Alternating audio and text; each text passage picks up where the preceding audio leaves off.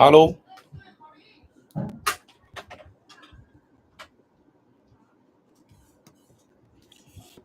second, testing the mic. You. Hello, mic test. Input. You're in. All right. Mic test. Mic test. Mic test. In. All right. Mic test. Mic test. Mic test. In. All right. Mic test.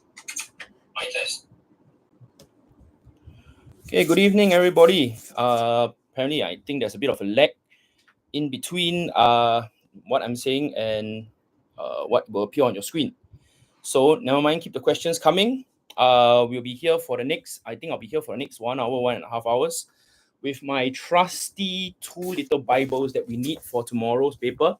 So you have your Sec 3 and Sec 4 textbook. Okay, any questions, please get them coming. I hope the chat function actually works. Okay. I tried using another mic, but I couldn't get it. So I hope my laptop microphone actually works well. And you all can hear me very clearly.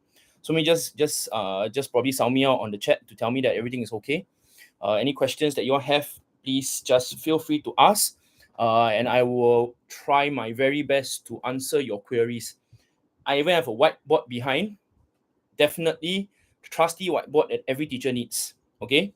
I think I'm not too sure if all of you here are my students or you all are Mr. Tay, Mr. Fatih students, but generally I should think all of you should know me, right? Is there anybody who don't know me? Also, just let me know. Okay. Since now we are at this juncture, okay, give me 1 second. Let me just open up another laptop.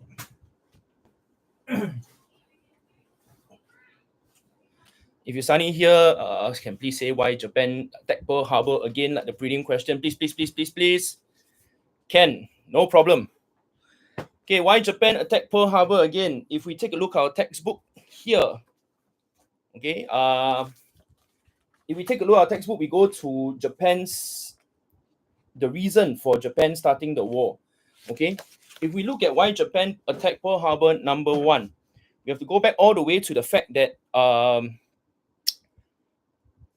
we must look at the reason why Japan even wanted to start the war in the first place. Of course, the first thing is, now, if we go back, we look at the fact that they were overpopulated, they needed resources. Now, these are all your very basic, all the fundamental issues why Japan actually wanted to start the war in the first place. But more importantly, why exactly Pearl Harbor? Now, one of the reasons why they really wanted Pearl Harbor, and Mr. Tay, you stop here, I'm not going to sing song for you, okay? But one of the reasons why they really attacked Pearl Harbor is, number one, the fact that the Americans, they had their Pacific fleet there at Pearl Harbor. Now, what was so important about their Pacific fleet there is that if you take a look at the map of Asia and you look at where Hawaii is situated, this is where the Americans actually have their fleet, which in the event that any part of Southeast Asia is being attacked, any part of the Pacific is being attacked, the Americans will be able to send their warships down. Okay, they'll be able to send their warships down to defend this area. Okay, and in order for the Japanese, and you all know, okay, this is something you all know since since Sec 2 history, you would have learned that the Japanese wanted resources, and they knew that Southeast Asia had a rich amount of resources that they can make use of. And the thing is that if they did not attack Pearl Harbor and got rid of the Pacific fleet, their campaign down Southeast Asia would have been futile. Okay, because the moment they wanted to go down Southeast Asia and attack, and they wanted to head south, the Americans would have cut them off. The Americans would have cut them off in the Pacific fleet already, with the Pacific fleet already. So that was actually one of the main reasons why they actually attacked Pearl Harbor. Okay, any other questions so far? Okay, I see some questions there.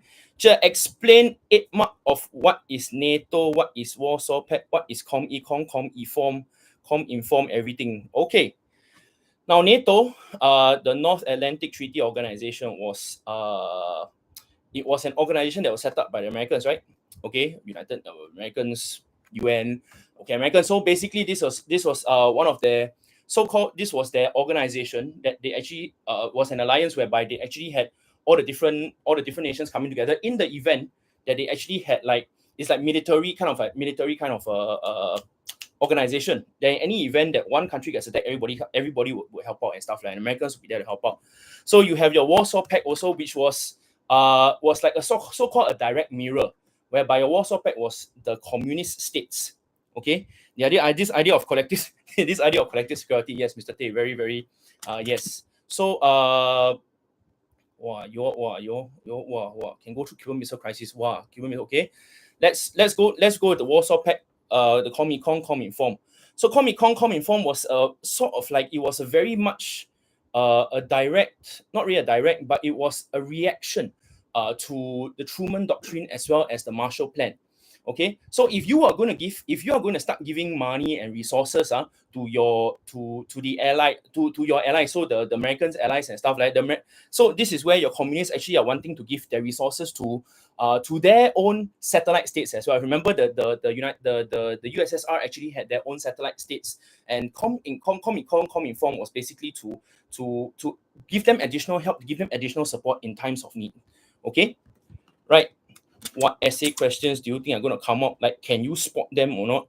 Can go through Cuban Missile Crisis. Akash says, what are the main reasons for Cold War origin? What are the main reasons for it? Wow, this one. Akash, that day I explained to you in class, right? I never listen. Okay, you look like Wallace Basket. You all stop it. Yeah, okay. Okay, so for this one here, Cuban Missile Crisis, exactly, Maya, right? Okay, exactly what exactly you want me to go through? What exactly you want me to go through there? What essays do you think are going to come out tomorrow? Like, can you spot them? No, I can't spot them. But there are some things that you may want to take note of. I cannot give you 100% guarantee. But the Cuban Missile Crisis as well as Korean War came out 2 years in a row. So you can actually, I wouldn't say 100% it won't come out. Okay, I wouldn't say 100% won't come out, but at least you can put them aside for a while first, and there are other things that you may want to worry about, you may want to focus on a little bit more. I'm not going to say what is going to come out and stuff like that. Just make sure that you all know exactly, you all have an idea of your different topics that you all may want to go through tomorrow. Okay, go through the end of the Cold War. What do you need to go through the end of the Cold War? Okay, be more specific with your questions, please. If not, I wouldn't know exactly what to focus on. Reasons for Korean War. Well, a lot of reasons for Korean War. So, let's see. Wait, let me get my textbook out. The questions are all coming hard and fast. All on 1991. 1991, cool. Why did the Berlin blockade fail? Berlin blockade fail. Why did the Berlin blockade fail? One reason was because Stalin. Okay, wait. I direct you all to the page in your textbook, and you all can go and find out why did the Berlin blockade fail. Okay, wait. I pass you all this information. Berlin blockade failed because number one, the Soviet Union and the Soviet Union did not want to actually get into a full fight, okay, with the United States. So that was one of the main reasons why they did not want to. The second one they didn't want to was because let me see. Let me get this one. The Soviets did not want to shoot any planes down because they didn't want to be seen to be engaging in an act of war. Okay, so these were the reasons why the Berlin blockade actually failed. Okay, reasons for the Korean War. Let's see here. Reasons for the Korean War. Exactly what is your question? What do you mean by reasons for the Korean War? You're talking about the reasons why the United States entered the war, the reasons why the Soviet Union entered the war, or you're talking about, if you really want to know the reason why the Korean War actually happened was because of unification, and also because of two different, and if you're looking at it, this idea of both sides, they wanted to reunify Korea, if you think about it, because after the Second World War, Korea was actually split into two, right, at the 38th parallel. So at that point in time, they wanted their own form of government in North and South Korea as well. So the thing is that what they wanted was that they wanted to unify Korea, they wanted to reunify Korea in that sense that, and the thing is that, you see, you must think about it. In the South Koreans, Syngman Rhee wanted to have a more democratic one, and whereas Kim Il-sung wanted to have something a bit more communist, like you all know. So in that sense, that what they want to do is they want to reunify Korea based on the ideology that they actually have. So as a result of that, this was the reason. This was actually the main reason why they wanted the so-called Korean War actually happen. Okay, but of course, if you really think about it, there are other things that went in For example, things like what the United States, they entered the war. Why did the UN enter the war? So on and so forth. And of course, you need to understand also that even before June 25th, 1950, the South Koreans actually did have some border skirmishes as well. Okay, and eventually they made the North Koreans a bit upset as well. Okay. Okay, give me a second. I think Mr. Tay says he wants to chime in here. Let me just. Sorry, Mr. Tay, I just saw your message only. Yes. Korea also had a power vacuum after the Japanese left. So that was the whole point on why they actually had to split Korea up in the first place. Was because, as you all know, the Koreans were actually under the Japanese. They were actually under Japanese rule until the end of the Second World War. So as a result of that, they needed to so-called administer to Korea, and because of that, right, there was some sort of a power vacuum at that point in time. So because there was a power vacuum, there were these two guys who actually said, okay, look, let's just split Korea into two, okay, North and South Korea, and because of that, they said, okay, then the communists, you will take the North, the US, you will take the South, and that was actually how all these problems actually started. And the communists say, hey, look, what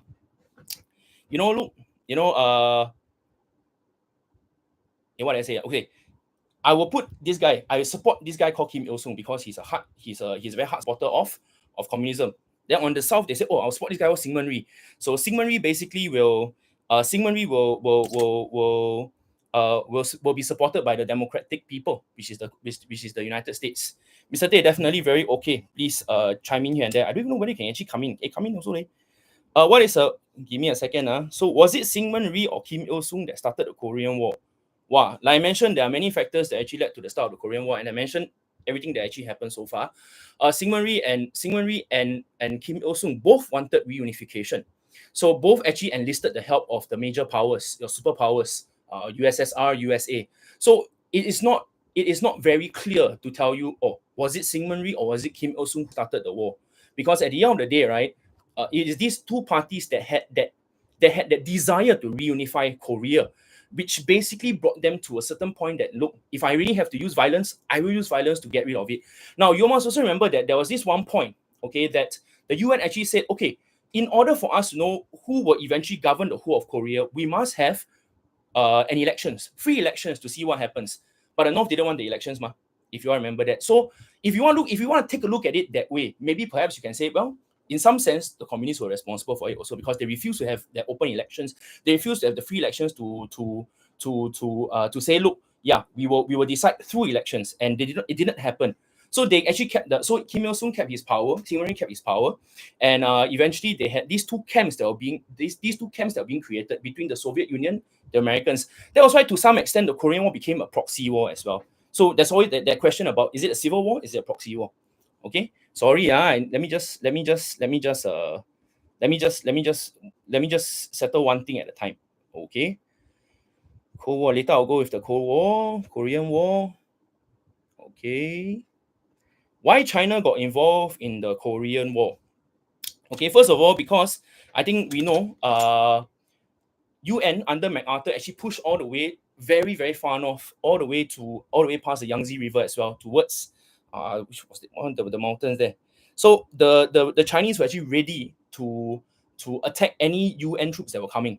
So actually that was one reason why, if we think about it, that was one reason why the Chinese got involved, because they wanted to protect their own interests, they wanted to protect themselves, because they didn't want to be invaded by American forces, they didn't want to be invaded by the UN forces as well. And if you think about it, MacArthur had this desire to actually run into China and even to invade China at some point, which Truman wasn't very happy about. That was why he actually got rid of MacArthur eventually. So that was one reason why the Chinese got involved. Now, another reason that the Chinese got involved is, you must remember, on the 1st of October 1949, China became a communist state. So in that sense, that they will also want to support their allies, if I can put it that way. So China, North Korea, Soviet Union, communist, right? So I want to support a communist power in that sense. That thus the Chinese also got involved. That was also one of the reasons why they got involved as well. Okay, so I hope that answers both your questions, Diluk. Okay, let's see. Any other questions?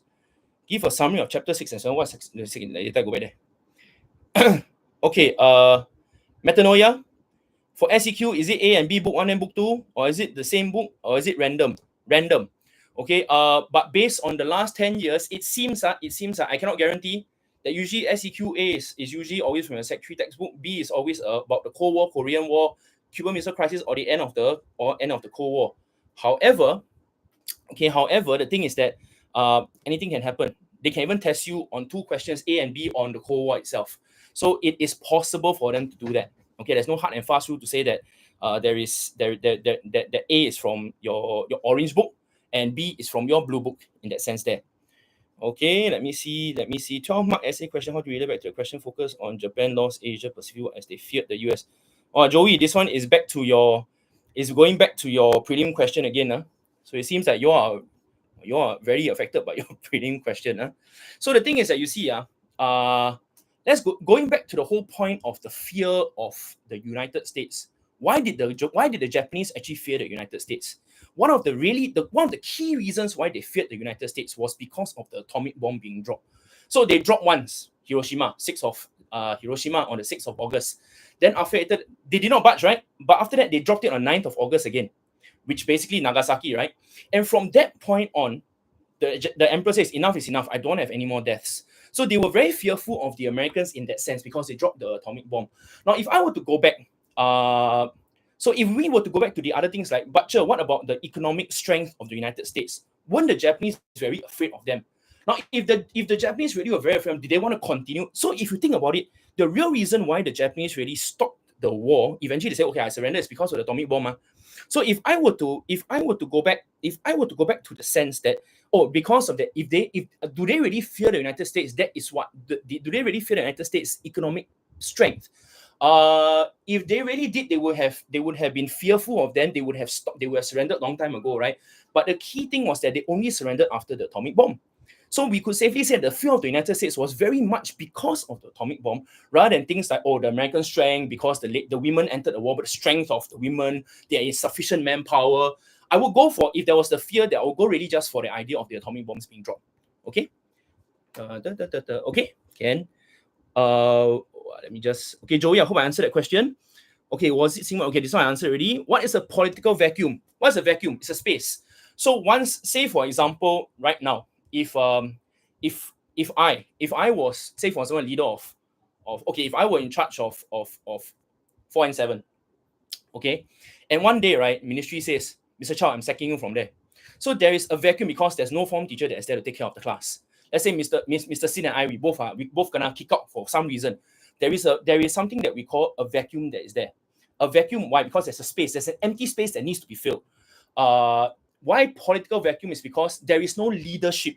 And because there is no leadership, there is a vacuum that is there. There's a space that is there. And because there's a space there, somebody needs to fill that gap. So people will see it as opportunity to fill a leadership gap. So that is why it's called a political vacuum. Okay? The rest of you, I will go into CMC a bit later on. All right? So don't worry about it. Cadence, proxy war. The word proxy means to replace or to be in place of.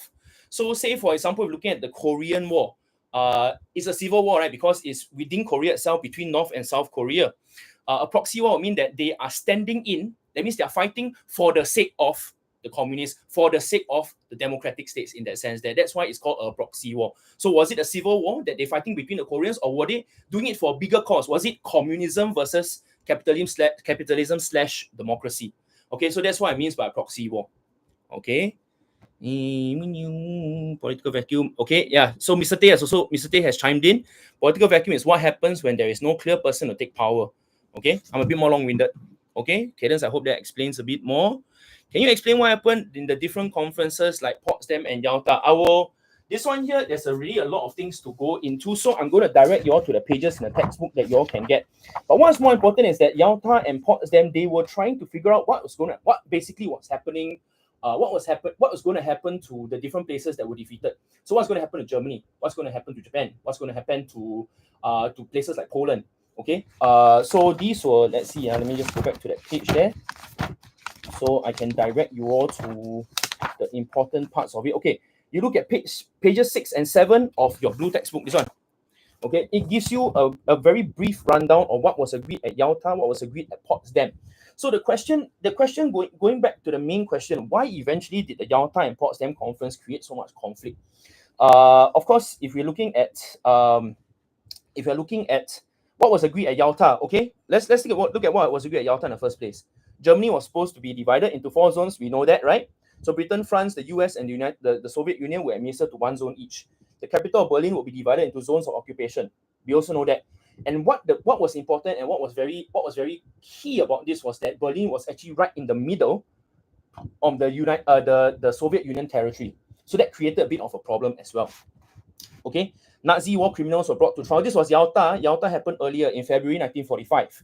Okay, now it's very key to understand who are the key players that were at Yalta and why certain things were actually the way they were. Now, there was Churchill, there was Roosevelt, and there was Stalin. Now, Roosevelt was a bit more of the, okay, very chin-chai, you know. Stalin one, okay, yes, he deserved it. Stalin was very adamant. Look, the Soviet Union actually did so much to defeat the Nazis, the Germans.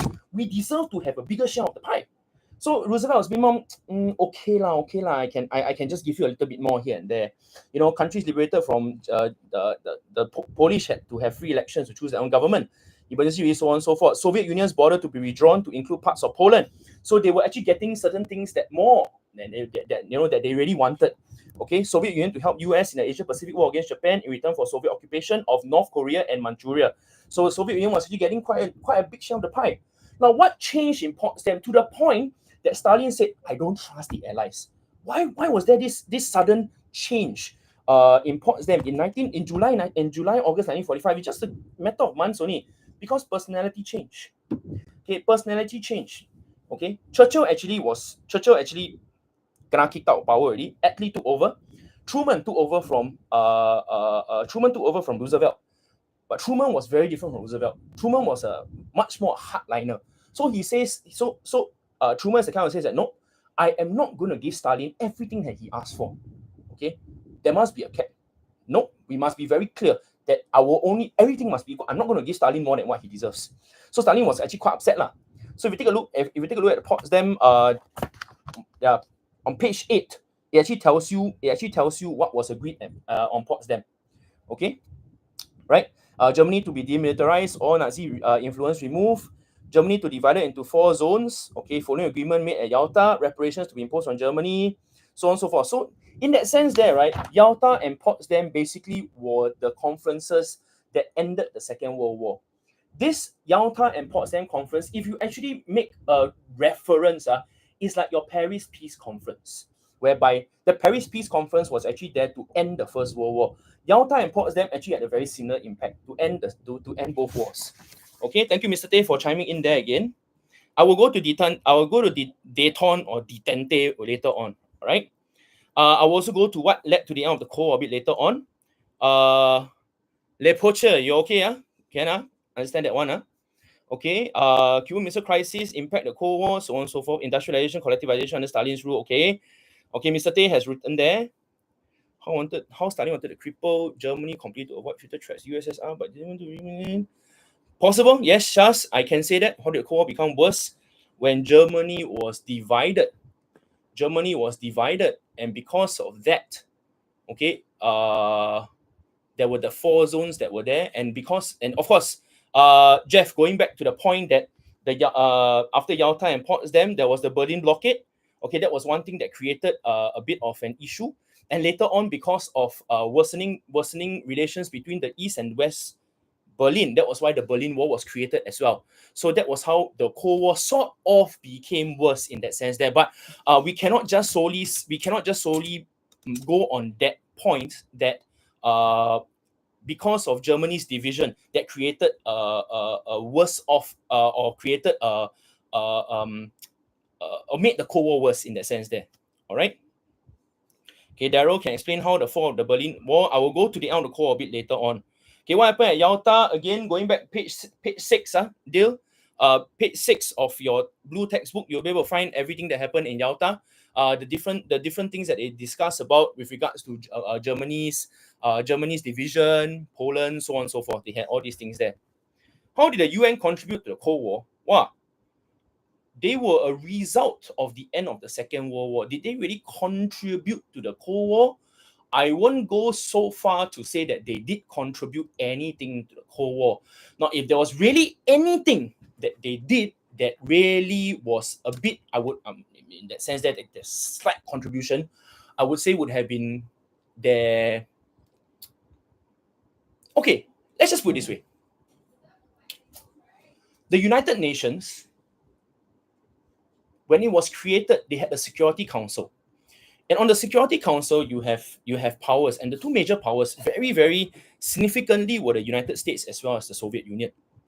Okay, now, Akesh, I won't go to the extent to say that they were useless, but the thing is that you see, eventually, right? If there were any situations whereby United Nations needed help, the Soviet Union could have vetoed. The point was that one of the times that the Soviet Union did not veto that was actually during Korea. And it was because Taiwan was given a seat in the United Nations and China was not. And China was communist, right? So you don't give my friend a seat. I don't care. I don't want to sit in for that decision. No? So it was because the Soviet Union was not available, they boycotted the United Nations the Security Council. That was the reason why the US was able to get the UN support to actually help out in the Korean War. So if you think about it, yeah. But usually the Cold War was actually very much, if you think about it, the Cold War wasn't really a war that was being fought, if you think about it. They didn't really fight a hot war in that sense. Missiles didn't really fly. So if I were to say that the UN actually contributed to the Cold War, not very accurate also, because most of the time it was just the Soviet Union and the US fighting each other and stuff like that. Okay? So what is YATO? What's YATO? Or is it NATO? NATO or YATO? Yeah. Okay, UN also enabled US to lead the joint command to intervene in Korea. Yeah, like what I mentioned earlier on. Joey, can you be a bit more specific with your question, Joey? Thank you. Okay. Okay, since now we are YATO or NATO, I think it's more of NATO lah. So the NATO is your North Atlantic Treaty Organization. Okay. Direct you all to the page. I think it'll be easier for you all to read up from your textbook as well. Where is my NATO? Where is my NATO? NATO here. Use on page 22 of your textbook. Is a military alliance. Okay. Just run through. Okay. Initiative by the United States. Okay. They feared that countries of the West might have their own security concerns. Okay. Because if they were to so-called, you see, right, at that point in time, Soviet Union was actually getting their satellite states, correct?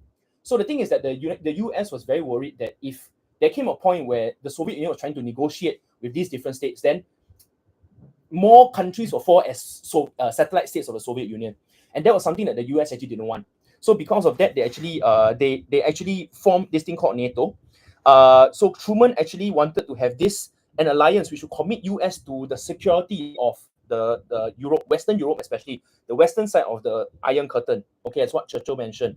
So the thing is that many of these countries in Western Europe, they were very concerned that the Soviet Union would eventually exert its influence on Europe through military means. So NATO is like some sort of like a military alliance in that sense there. Okay, it's not really some sort, it is a military alliance. So like if anybody threatens a particular country in Western Europe and if it's part of NATO, the rest of NATO will actually stand in for it as well. So that's actually it's an organization, alliance organization in that sense there. Okay, so I hope that actually answers your question. If you need to know more about it, it's on page 22 and 23 of your textbook. It also goes in line with the Warsaw Pact, which was a direct retaliation to the formation of NATO, because the Soviets actually saw NATO as a threat, okay, to the region, and if they did not threat to its own security, so if they did not actually form their own alliance, they were afraid that their satellite states would slowly fall one by one to the Americans. Okay, all right, like brother like that. Yes, Akesh, I want to say that. Joe, other than cause Soviet didn't want a full fight, why else did Berlin blockade fall? I talk damn fast. Okay, I slow down. Can I slow down a bit more? Sarah, I will explain your point a bit later on. Let me just get back to slowing down a little bit more first. Okay. If you want to know more about the Berlin blockade, slow enough. If you want to know more about the Berlin blockade, you can actually take a look at page, I don't think about textbook, I like our textbook a lot here. You can actually take a look at page 20 and 21 of your textbook there. Okay. So one of the reasons of the failure of the Berlin blockade, one, was the Berlin airlift. So what happened was the Soviet Union actually cut off all the entrance into Berlin, right? They cut off, they didn't allow entry into Berlin via the roads and stuff like that, right? So never mind, like, since you can't do that with Berlin airlift, lor.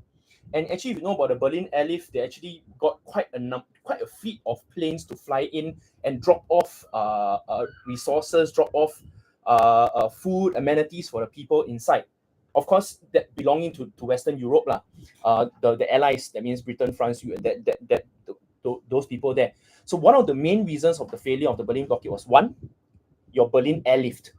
The second reason was because Stalin did not want to open fire, because if he had opened fire, he would have been in direct confrontation. It would have actually started another war again. So actually, these were the two main reasons why. Did I answer your question this time, Dale? All right. Now you want me to speed up a bit. I talk slow. You also say I talk slow. I talk fast. You also say I talk fast. Hiya. Okay, I can talk a bit faster. Sarah, let me get back to your point first. Sorry, I'm finishing this whole point. I'm for those who are asking me about Cuban Missile Crisis, you're asking me about the end of Cold War. I will get there. Just be patient with me. Let me just find certain. Yes. So Sarah, ComEcon and ComEcon and ComInform were direct retaliations to the Truman Doctrine and the Marshall Plan. So you may want to take a look at page 18 and 19 of your textbook. So you do know what the Truman Doctrine and Marshall Plan did, right? So Truman Doctrine, Marshall Plan, they actually were trying to provide economic aid to countries in Western Europe. Why was this the case? So Truman Doctrine was more of I just want to make sure I don't get anything wrong. So Truman Doctrine actually started American containment policy because they provided economic aid, they provided military aid to Greece and Turkey. Okay, because they were actually sort of like they were more dependent on support. Okay, after the war was over. So the Marshall Plan generally was like providing economic support, right, for the reconstruction of Europe. So to provide these countries with a lot of provide them with resources and stuff like that, so that they can rebuild themselves. Now, why was it so important for these countries in Western Europe to rebuild themselves again? Was because the whole point of why communism was so attractive was because if my country is poor, means my leadership is poor. If communism step in, it's the whole idea that we are going with a classless society. We don't need incompetent leaders. We run our own show. You know, we are the people. The state belongs to the people, and because of that, you know, people. It will be very attractive to people, especially in countries that are a bit more which are poverty stricken, which basically are under the devastation of war. Communism would have become something that was very attractive to them. So that was why also, if you actually cross refer back to the idea of even why the Soviet Union even became the Soviet Union in the first place was because of the Russian Revolution, peace, bread, and land, right? Because very poor. Communism provided this very attractive solution to it. And if you cross refer back to Germany as well, why was you, if you all remember very clearly, Nazism was one of the biggest parties that was an alternative party that provided an alternative for the Weimar.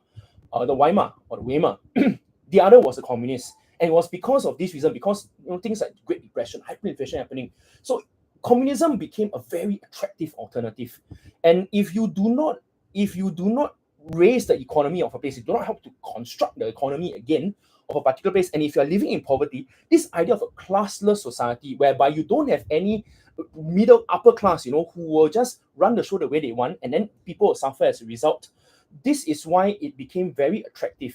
And if you are not going to help to economically rebuild these Western European countries, many of these countries will fall to the mercy of the Soviet Union at that point in time. So that was why it was so important for them to be able to raise it up again. So going back to Sarah's question, so because of all these things that were happening, right, they were pumping in money to help the Western Europe. So Stalin actually saw this as he needed to retaliate. So he actually came up with ComInform, Communist Information Bureau in 1947. he wanted to unite all the communist states, so all the satellite states all become like, wow, one big gang right now, they will become members, okay. They also had the French and the Italian communist parties that were also represented there. Basically, Stalin wanted to tighten his control of his satellite states. Okay, that was the reason why he wanted Comintern. All right, so in 1949, Comecon, basically what was Comecon? Council of Mutual Economic Assistance. Okay, he wanted to unite so all those in Comintern, right, Eastern Europe, he wanted to combine all these economies, right? And they basically would the Soviet Union basically had a very, very slow economic recovery lah. So they could not provide aid to Comintern in a way that the Marshall Plan did. You just pump in money.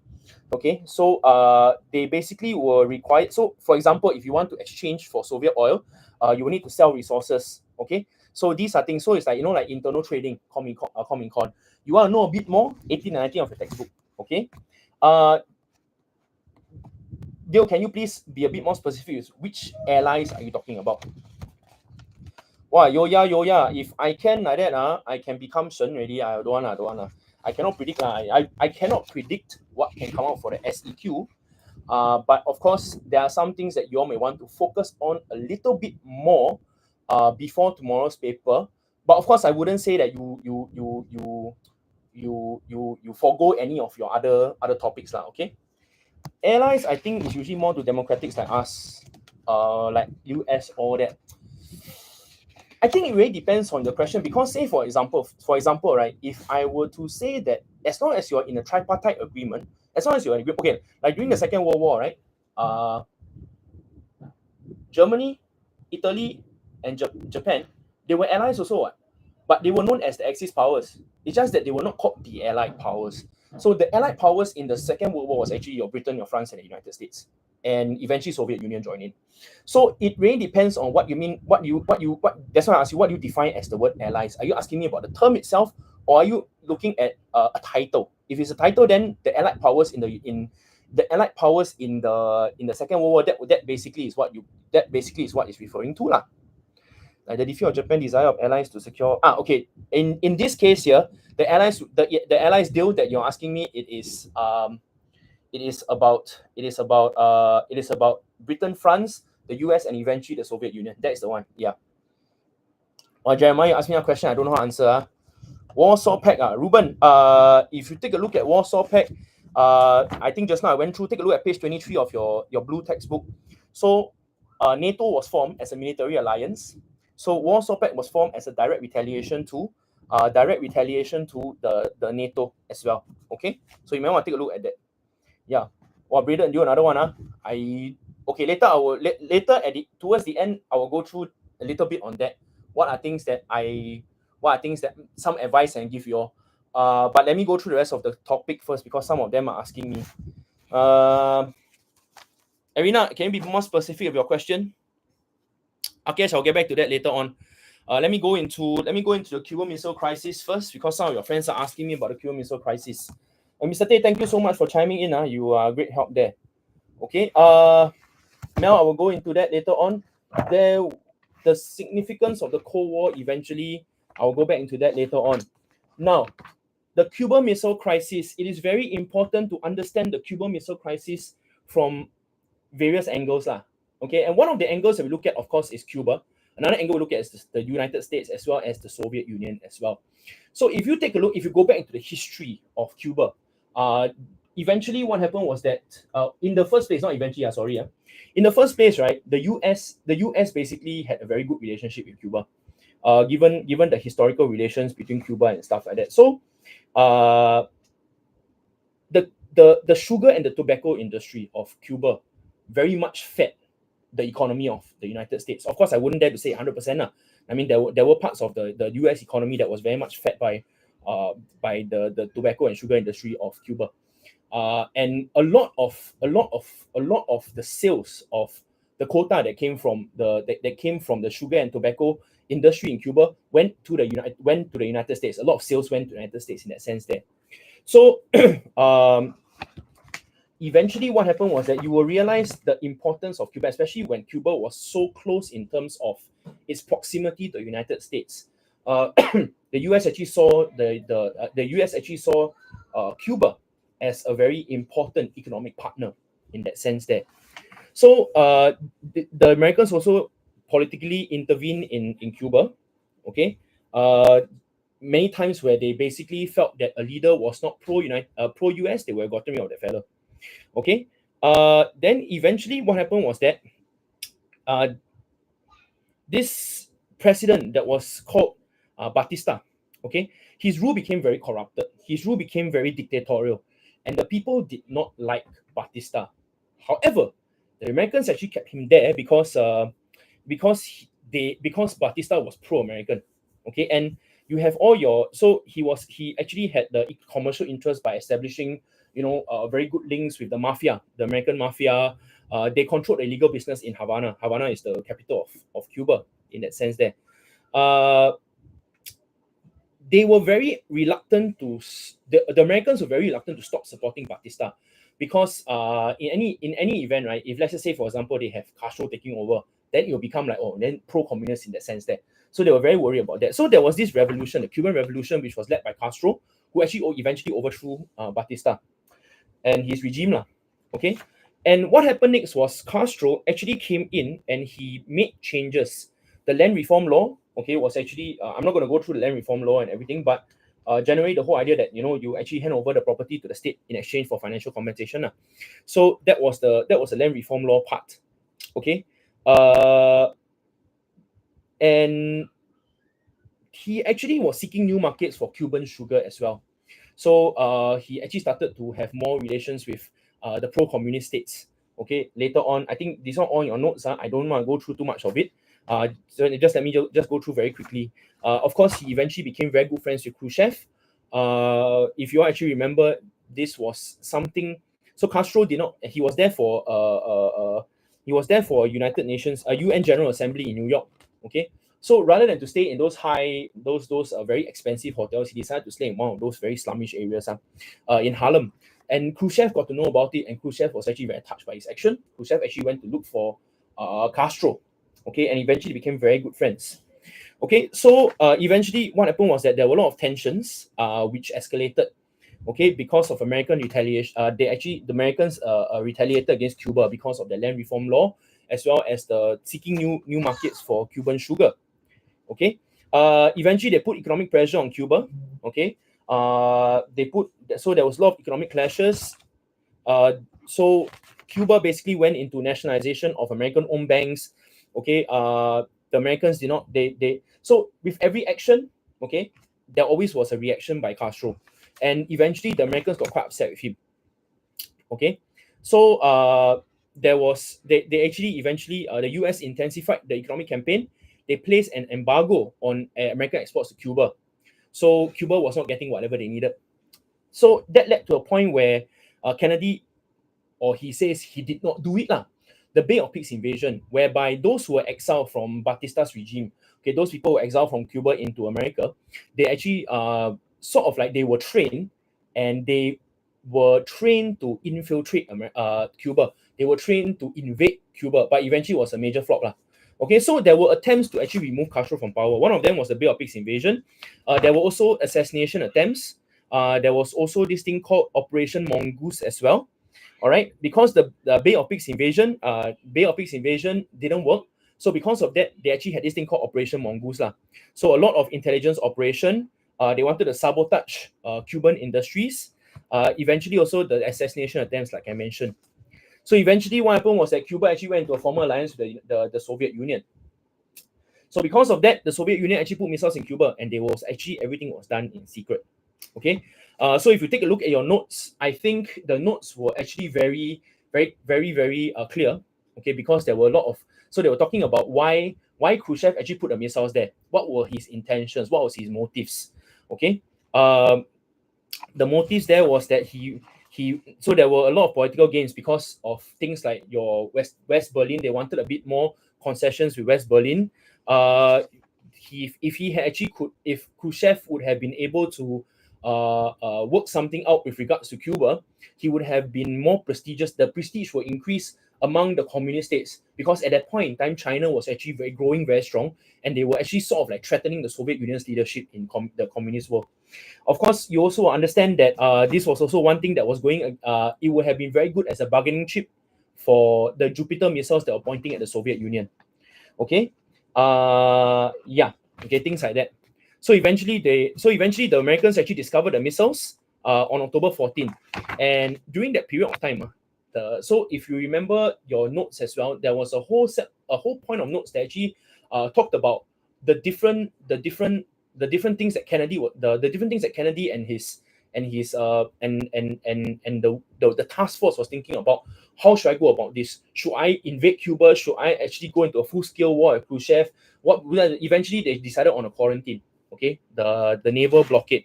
They also had to be very careful, because if they did not do it well, it would have seen like a direct confrontation with the Soviet Union. So that started the whole point of, if you take a look at page 92, okay, 92 of the textbook, this is actually where you can find what was actually in your notes as well. So Kennedy went on the strategy of brinkmanship. Okay, so let's see. Yep. And eventually what happened was that Soviet Union, so Kennedy and Khrushchev were actually exchanging letters on a daily basis for that whole period of 13 days. Okay, so eventually they decided that, they decided that there was some form of resolution that needed to happen, because both were very concerned. Because what happened was that there was a certain point where some missiles were accidentally being shot and on the side of the Soviets, and both US and USSR were very, very concerned that their generals on the ground were not following instructions. So they needed to do something about it. So because of that, right, the Soviet Union, as well as it eventually shot the U-2 spy plane. So that was something that both Khrushchev and Kennedy were very worried about. So they decided to create more they decided to talk to each other. There were a bit more concessions about, okay, so if you remove your weapons, or remove the Jupiter missiles, so on and so forth. So eventually there came a very good resolution. How did it impact the Cold War? I think that was a question that was being asked. How did it impact the Cold War?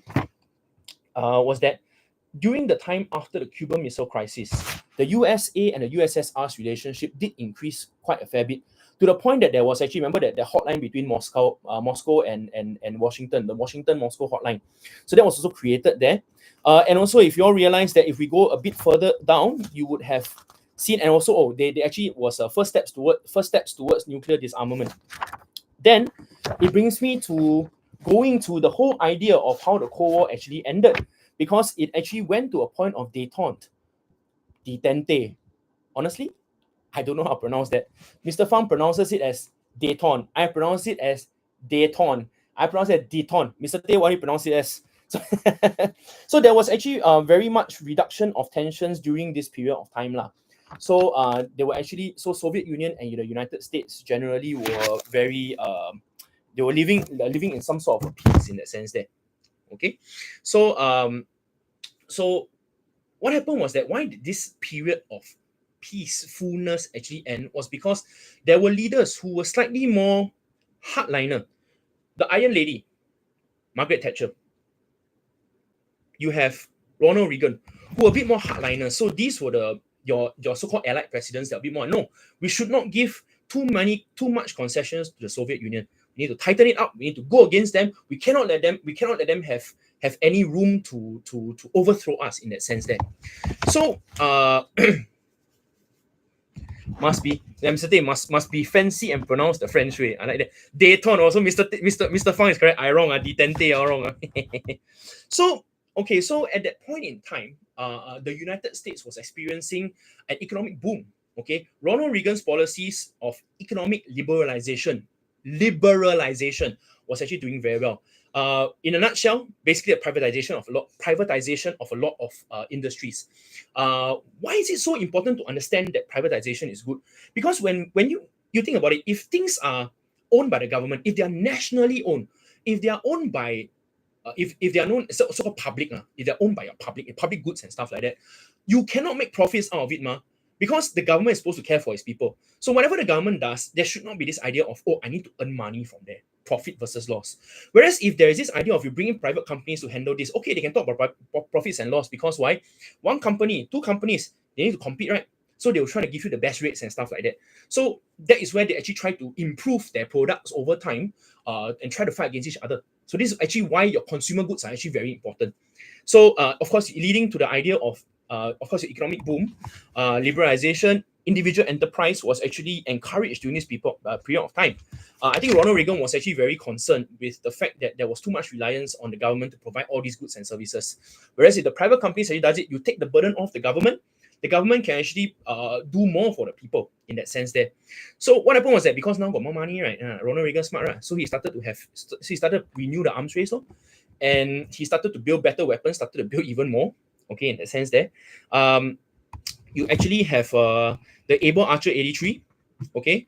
Then you actually have the SDI as well.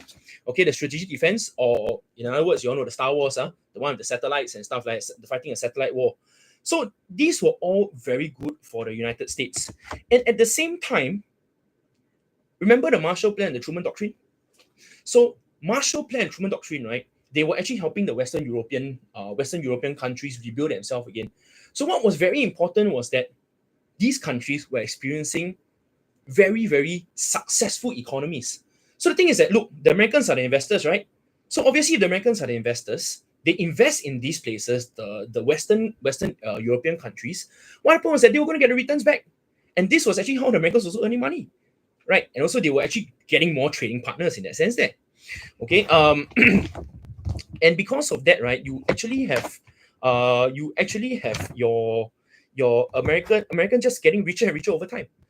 In contrast, you have the Soviet Union, who basically have your structural weakness. Okay, the whole command economy that was there, the government owned everything. They had to provide everything for the people, and all this they were spending high amounts of percentages of their GMP, their GDP on the people. Okay, and on their own, and on the people, on even the arms race. Creating new weapons time and time again. There was a lack of consumer goods. Okay, lack of consumer goods that were there. Yeah, Afghanistan is since when this syllabus got Afghanistan was just an example there, so you don't have to worry about it. Mr. Tay says it's just a very good example only, so don't worry about Afghanistan too much. Okay, let me just find that. So, and because of the fact that the Soviet Union was getting themselves involved in every single conflict of any communist state. Okay, they were actually economically bound to a few of these places, and because of that, they were actually creating burdens on the Soviet Union.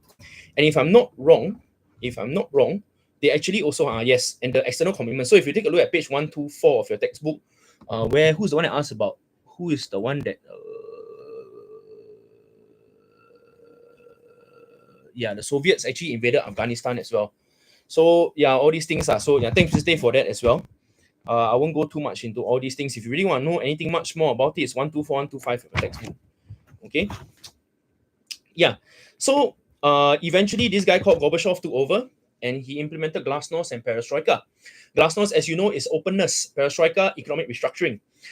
With Perestroika and Glasnost, he eventually opened a huge can of worms in the Soviet Union. Perestroika, let's go with Perestroika first. The whole idea that he wanted to change the economic scene, whereby he wanted to privatize certain industries. Failure, because the infrastructure was not in proper place. The infrastructure, please, just do me a favor. There's really a lot to write about Glasnost and Perestroika, and since we are on this point about SEQ, if you're going to write about Perestroika and Glasnost, please be concise with what you need to talk about. The aims of Perestroika, the aims of Glasnost, define what Perestroika is, define what Glasnost is, give one or two good examples on it, explain. That's all you need. There's one student in my class, I don't want to mention who, 7 pages, Perestroika, Glasnost, description. Okay, please don't do that. Okay, you're not good. And the worst thing about it is after 7 pages, right, I couldn't find a single line of explanation. So yeah, okay. Deal, I'll get to that later on about the good conclusion, but let me finish off the content bit first, because there are still some of your friends who are actually asking about Stalin as well. Stalin and the industrialization, as well as the collectivization policies. Okay, Glasnost, Perestroika, there you actually have all your economic and political reforms. Now, what happened was that as much as Gorbachev wanted to change things internally, there was a backlash. So it backfired on him, because eventually what happened was that people started to realize that, oh, you mean the Soviet Union is like that? We got cheated by them so many years. Because why? Now you remove censorship, you can read anything you want. You can talk about anything at all. You are very free, you can talk about whoever, whatever you want to talk about. People like Boris Johnson are being brought back from exile again, and these are things that were happening within the Soviet Union itself. And people started to feel like, oh no, I kinda cheated all these years. They became like, hey, so the Soviet Union, right, whatever they were doing were all bluff lah. So this whole beautiful picture of Soviet legacy and whatever not was just all lies, all lies and stuff like that. And people started to see that, and they didn't Alfie, I never say anything, Alfie. The people did not want to sort of like they couldn't trust the government. They were looking for alternative forms of government. So in that sense, that I would go to that point to say that this is actually a way that I can actually explain why the Soviet Union actually collapsed. And of course, you know that with the collapse of the Soviet Union, eventually led to the end of the Cold War as well. So the explanation can begin from here in the sense that people are very upset, people are very unhappy, they were looking for alternative government. And because of that, they actually shifted away from communist rule and into something a bit more, that's why they're actually they didn't want communism in that sense there. Okay, of course, internally, perestroika and glasnost were the internal policies of Gorbachev.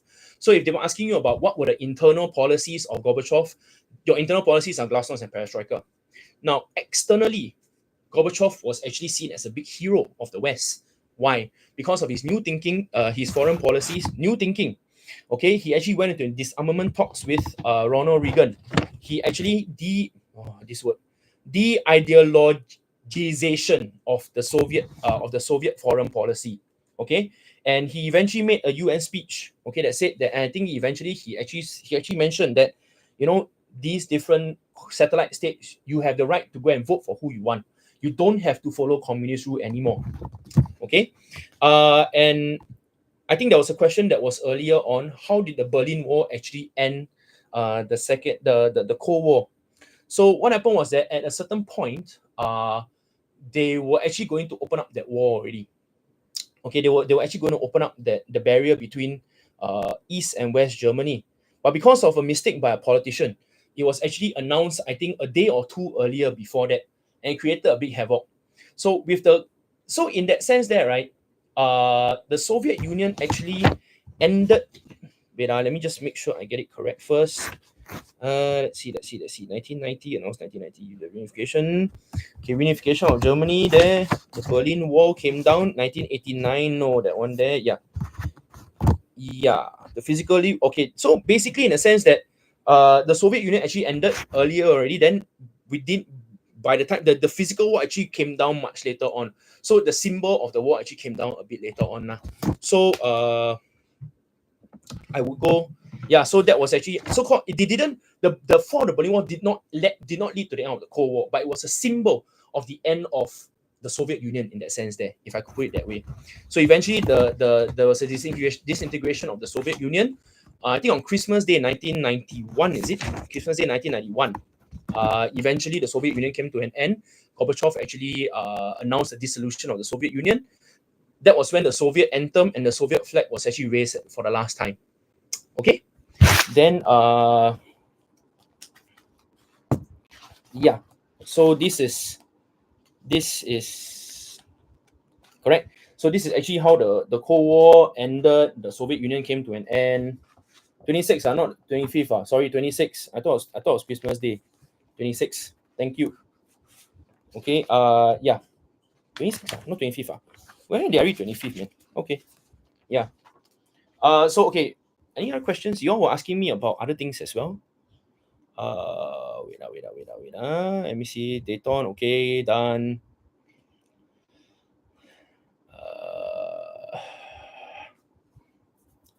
Short-term policies. Okay, short-term Gorbachev policies. Let's see what else. Arina, what's the question you want to ask about the outbreak of World War II in Asia Pacific? Any specific questions there? Bay of Pigs. Z, I hope I did explain. I hope I did. I hope you got what the explanation of Bay of Pigs was. Defeat of Japan. Okay. I know there's one. Blitzkrieg Barbarossa. Nice. I know there was a question on industrialization and and collectivization as well. So what about, sorry, who was the one asked about industrialization and collectivization? Can you ask your question again? And if possible, can you restate? Do we mention exam dates? Harold, some more question is that the exact dates or mention the years. I mean, of course, Harold, it would be good if you can mention the exact dates. For example, you have your Night of the Long Knives, you have things like the day that, I mean, if the Night of Long, now you talk about it. So if you can remember certain dates, certain months, you'll be good as well. Like for example, if you can tell me that the Korean War actually broke on the 25th of June 1950, that'll be good. If you can remember such specific dates, it'll be good. If you can remember things like one party rule, when was it set up? July 1933. Okay, things like that. Night of Long Knives, June 1934. You actually have your Crystal Nut, for example. When was Crystal Nut? Let me just get there again. And when did Hitler rise to power? 1933. Okay, you have things like that. If it's possible to do that, I would recommend that you put them in as much as you can. Okay. However, for SBQ, okay, SBQ, everything is inside there. You'll probably be able to find, like what Mr. Tay says, a lot of things you can find, the background information and the provenance as well. And I think Mr. Tan also chimed in here about the idea that the essay is not about regurgitation of facts. And I totally agree with Mr. Tan. Because a lot of times, what we actually read in your essays, the fact that we end up pulling our hair out is because you all give very good facts. You all memorize your facts very well. But the problem is that when you actually regurgitate your facts, you don't focus on the question. What Mr. Tan is saying here, if you do not answer the question that is being posed to you, that will create a bit of a problem. So that was what happened in your prelims when we had the question on the one about the fear of the US, whether or not Japan's loss in the Second World War was due to the fear of the US. Now, a lot of you wrote about the American economic strength. Okay, a lot of you wrote about it, the American economic strength, but you all never linked it to the idea of the fear of America. So eventually, right, you all never told me whether you all tell me yes, it's fear, and you all talked about this whole chunk about American economic, the economic strength, but you never addressed the idea of fear. Okay, so if you had told me that, oh, because of the fear that they had in American being so economic, okay, maybe I can still close one eye and see how I can mark it that way. So that's why the thing is that a lot of you actually, right, this idea of the fear came in only when we talk about the atomic bomb dropping. So a lot of you actually wrote very, very good answers. Those who were able to bring the atomic bomb actually wrote very good answers about the fear of America, because why? Very clear, you're fearing that America will actually drop another bomb and then more lives will be lost, right? So that was one of the issues that we actually dealt with. For your prelims. So that was why we all were like, wow, basket, you all like, by the way, I was the marker of that question. So that was why I was a bit like, well, you all never addressed the question. And I think what Mr. Tan says here, I totally agree with him, that a lot of you all are focused on regurgitation of facts. You all memorize, you all vomit. But when you all vomit already, please vomit properly, can. Vomit to focus on answering the question. Okay? That is what your explanation is about. Focus on using the point to explain, to answer the question that is being posed to you. I think that's very, very important. Okay. Sorry, Irina, I saw a question. One of the reasons for the outbreak of war in Asia Pacific. Okay. Night of Long Knives is the removal. Potato, yes. The Night of Long Knives is the removal of Ernst Röhm. Ernst Röhm basically, so that was like a tattletale kind of a story because Heinrich Himmler, Hermann Göring, as well as Joseph Goebbels, they were all very fearful of Röhm's power, because he was getting more and more powerful. He was getting quite, popular among the German army. So at that point in time, you have two armies. One was the SA, which was the Nazis' own personal army, and you have the Wehrmacht, which was actually the German army in that sense there. So Röhm always talked about this idea of combining both together. Now, you must also understand that in the history of dynastic rule, in the history of leadership and stuff like that, you will understand that the person who controls the army always has the upper hand. And if you are able to control the whole army, right, overthrowing your leadership is going to be very, very easy. Because, right, you can just like point weapons at that fella, abdicate your throne. Point weapons at that fella, get out of here. I don't want you anymore. And most of the time, you will be able to win. And if you look at ancient history, it happened a lot of times. The person who controls the army wins quite naturally in that sense. So the whole point was that Röhm was actually getting a bit so-called too powerful. And Himmler, Goering, as well as Goebbels went up to Hitler and said, "Hey, look, this fella is not loyal to you. No. He's planning to betray you. He is going to betray you. He is not loyal to you." But in fact, if you really look at Ernst Röhm, he was a person who was beholden to Hitler. Okay, he loved Hitler. He was totally loyal to Hitler and everything like that. So what happened was that Hitler was like, okay, fine. He made a deal with the Wehrmacht as well, and said that we are going to get rid of all the SA leaders and stuff like that. So if you do not want to fall into the trap, you pledge your allegiance to me. That was what he told the German army. You pledge your allegiance to me, Hitler. And eventually he used that and he got rid of Röhm at an SA retreat, okay, where they were actually having a lot of fun, okay, at that point in time. Okay. Okay, Arena. Is the outbreak of World War II in Asia Pacific related to the attack on Pearl Harbor? Yes. Okay, yes. Now, if we look at the outbreak of World War II in Asia Pacific, now we must also take a look at all the different things that were happening here in Japan's history as well. Of course, if we look at it, there was a Meiji Restoration and all these things. I won't go too much into detail. This one actually is not, I mean, in your syllabus, it's not very widely covered, but the new syllabus is very widely covered, the Meiji Restoration.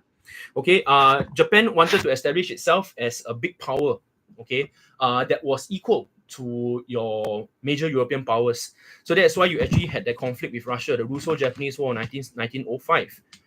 You actually have your alliance. So Britain actually had that sort of like, they were okay, quite friend with the Japanese. They had a lot of conflicts with China. Okay, they had the Sino-Japanese War. They actually placed the 21 demands on them. You want to look more about it? 1971, page 171. I beg your pardon. Okay, and you actually have the Paris Peace Conference as well. And at the same time, the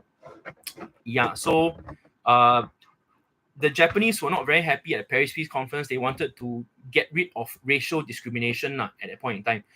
The Washington Naval Conference, they actually were, they had the ratio, right? 5:5:3 is 1.67 to 1.67. Japan was given 5:5:3. Okay, and they had questioned why US and Britain can get 5, but Japan was given 3. Okay, so they actually felt there was some form of discrimination, Asian discrimination in that sense. That the crisis in Japan. Okay, now for those who actually, if you actually take a look at the whole geography of Japan, you'll see that Japan is a place where you actually have a lot of mountains. You look at it, if you actually have the chance to, for those who actually take, I think my class, some of the elective history students, they take pure geography. If you take at the topographical map of Japan, you will be able to see that there are actually a lot of mountains. Really, it's a whole mountain range in Japan. So flat land is something that is very, very limited in Japan. So this is why, even though you have your agriculture and stuff, a lot of actually turn to fishing. So rice and fishing and stuff like that, thus sushi, a lot of it. So you have this whole idea that there was actually a growing population at the time. Okay, you have your internal problems, economic problems were there. There was an economic crisis because rapid population growth, shortage of land for farming, right? Not enough food. So they needed more resources. They needed more land. If Japan cannot offer the land, Japan couldn't offer the resources. What next? And it came in line together, this whole idea that there was a growing military influence in Japanese politics.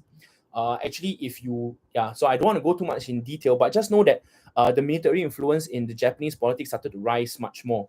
And the military was actually getting a lot of their way. Okay, and for those who remember your Sec 2 history, this whole idea of remember the Asia for Asians, the Greater East Asia Co-Prosperity Sphere. This whole idea that all of us that should come together and share our resources within Southeast Asia, and we can actually build up resources and we can actually use them together. But actually, the Japanese wanted it for themselves, Okay, so the Mukden incident, I think you're asking about Mukden incident, the invasion of Manchuria. Somebody asked me a question on that. Mukden incident, invasion of Manchuria, is it one of the reasons for the outbreak of Asia Pacific War? Okay, so basically Manchuria was very important to Japan. If you take a look at where Manchuria is just behind Korea, and Korea was actually under the Japanese at that point in time as well. Okay, so just take note. This was actually one of the main reasons why the Koreans were being split up, like I mentioned earlier on, because at the end of the Second World War, Korea was actually under the protection or under the they were being colonized by the Japanese lah. Okay, they were economically strong, and they were economically important to Japan lah. Okay, there were a lot of raw materials and resources needed for Japan's growing industry. Okay, they also needed a market to sell their products as well. Okay, so and if you actually control Manchuria, they were able to defend Korea well as well. Okay, from any possible Chinese attack as well. So I mean, in that sense, they used the whole Mukden incident as an opportunity lah. Okay, because the army actually blamed the Chinese nationalists. The Japanese army, they wanted the Japanese army to take action. Okay, and because they wanted to protect the Japanese interests in Manchuria. Okay, it actually provided that opportunity for military takeover of Manchuria lah. And like what Mr. Tay said, it was because the military actually disobeyed the government and went ahead to invade. Okay, but yes, so what Mr. Tay has mentioned earlier, what Mr. Tay has mentioned here, the invasion was popular among the Japanese, and the military actually received very strong support. So that was actually the basis of, so like going back to Arena's question, that was actually the basis of how people actually started to trust the military even more and more. So okay, going down, you need expedition down Southeast Asia, we will support you, because why? This actually shows the strength of the Japanese military. It shows that they are doing it for the people, and we benefit from it. So why not?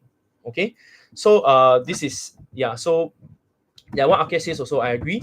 A good source of raw materials and resources for Japan's growing industry and market. Okay, and also that's what you mentioned.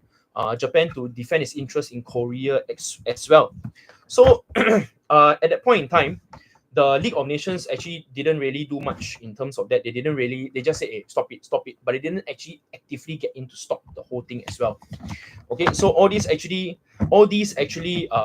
eventually contributed to Japan's, because in that sense that they actually contributed to Japan's confidence in that sense there. And also what Mr. Tay mentioned, the whole point that, they received very, very strong support, eventually egging them on into their expedition down south. Okay. And of course, the attack on Pearl Harbor, like I mentioned right at the beginning of this live stream, that the attack on Pearl Harbor was so that they could actually get rid of the Pacific Fleet, so that they could actually go down south without any problems, any possible issues. So there were two reasons, there were two things that saw an advantage for the Japanese. One was, if we got rid of the Pacific Fleet, there will not be American intervention in the Pacific if we want to go down south. Second was that the war in Europe that was happening, you all know, all the Allied powers actually removed their troops from Southeast Asia and went back to defend their own countries. Your French in Vietnam, in Indochina, your Dutch in the Dutch East Indies, you have your British in Malaya and Singapore, all going back, and Burma, all going back to defend their own homeland. And who do they live in Singapore, in Malaya, or miserable troops? You all know that story. Okay, so eventually, right, the war in Europe created an advantage for the Japanese. So they saw it as an opportunity to go down south. So what next? So I will go and attack. I will go and attack who? Attack Americans, right? So this actually, so in that sense, there, your outbreak of World War II in Japan actually stopped somewhere here. Okay, so of course, please read up on all your different things as well. Page 180, 181, the whole idea of the foreign policy changes. Okay, foreign policy changes in America. Okay, wait, Akesh, I don't want to slow down. I'll go faster. Mr. Tay, it's not your internet that's lagging. It's the live stream that's a bit laggy. Okay, blah blah blah blah blah. Yeah, Philippines was the colony. Was the American colony in Southeast Asia.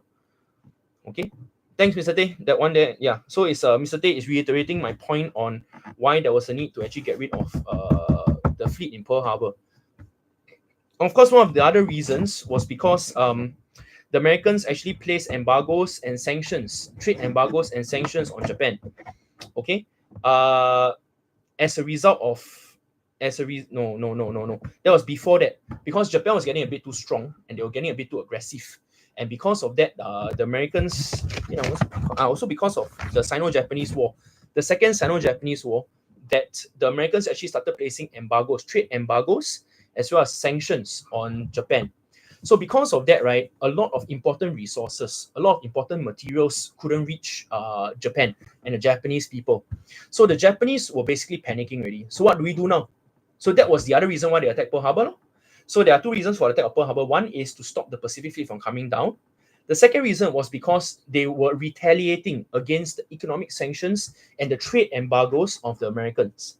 Okay, so as a result of that, the Japanese actually needed to go down Southeast Asia to get resources. Since Americans don't want to trade with us, since Americans don't want to do any form of economic trading with us, never mind, we go down south, lor. So we go and because there are resources waiting for us there, we will take them. Okay, and also the foreign policy changes in that sense that because the Americans started to adopt this isolationist policy in the 1930s. I think this one is something that we also know. They eventually came out of isolation in the Second World War, where they actually started to support the Allied powers. Okay, but before that, they actually went into this whole isolationist policy. They didn't want to get involved in the foreign conflicts. They did not want to get involved in the League of Nations. That was also one of the reasons why the American was not part of the League of Nations, as we all know that. Okay, an American popular opinion actually sided with Japan, ironically. Okay, and they did not. They sort of like they wanted aggressor nations to be quarantined, and this Japanese aggression to justify military aid to China. That was what was done as well. And also when Japan started to occupy Vietnam in 1940, Roosevelt also continued the trade embargo lah. So that led. So it was like sort of you're tightening a very very tight grip on the Japanese. So what could the Japanese do? I don't do anything. I attack Pearl Harbor. So that was one. These were some of the reasons on the attack of Pearl Harbor as well. So because of all these things, when did World War II actually start? Later I'll get back to that. Okay. Well, you're actually going backwards. You're very good. Okay, very good. So I think there was a question on the overextension of the Japanese Empire. So what happened was that they were going down south, right? They were taking over a lot of Southeast Asia. At the same time, they were taking over a lot of islands in the Pacific as well. So the thing is this, the Japanese basically did not have enough manpower. They did not have enough resources to be governing these places. So they were, like how Hitler was actually fighting two theaters of war, one against the Soviet Union, one against the Allied power. And that was one of the reasons why he failed as well. So the same reason here, because the Japanese were all over the place, they didn't have enough manpower to run the show. So as a result of that, right, the Americans and the Allied powers actually saw it as an opportunity to go against the Japanese, to reclaim certain pieces of land from them. That's why, if you think about it, this whole idea of the overextension of the Japanese Empire can actually be found in, you actually can see it from page 198 onwards. Okay, this whole idea that they occupied almost the whole of Southeast Asia, which was actually a large territory. I think the only place that they did not, if I'm not mistaken, the only place that did not get colonized was Thailand. Okay, because Thailand actually sort of like, well, there was a sort of an agreement with them. You let me go through Thailand, I don't attack you. That was why Malaysia and Singapore got attacked. Okay, so they actually was difficult for them to maintain and defend all the newly occupied Southeast Asian territories as well. Okay, so eventually they did not, so it was very thin. The defense of these places were very thin as well. So it was very easy for the Allied powers to attack them and reclaim them as well. Okay, and of course there were a lot of your key military defeats, your Mariana Islands, the Philippines, Iwo Jima, Okinawa, Guadalcanal, and the Solomon Islands as well. Okay, so these are different things there. Yep. Okay. Agree with you, Mr. Tay. Question mark. When did World War II actually start? Which of the events caused it? I think the question I would like to ask you, question mark, is, are you talking about World War II in Europe, or are you talking about World War II in Japan? In the Asia Pacific.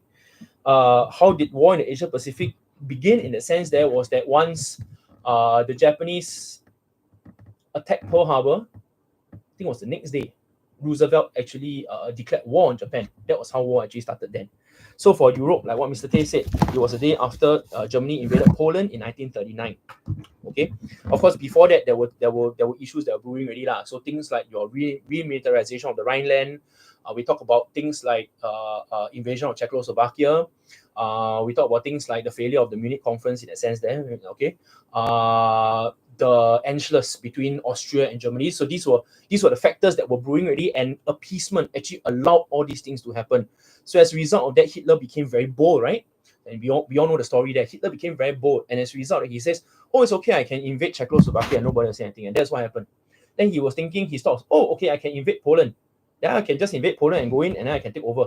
Never mind, I don't know what to do, right? So I will just have an alliance with Soviet Union. So they had the Nazi-Soviet pact that was written there, and that was so eventually they decided, okay, we'll split Poland this way, we'll split Poland that way, and eventually they attacked Poland. And this marked the beginning of the Second World War in Europe, because the Allied powers finally retaliated against Hitler. Okay. Questions anymore? Okay, I will. End of Cold War collapse of USSR. Can I just say Gorbachev's policy? You can use. Okay, Turtle, your question there. I can. Z. I am not going to. I am. Article 231. Oh, okay, Z. I am not going to.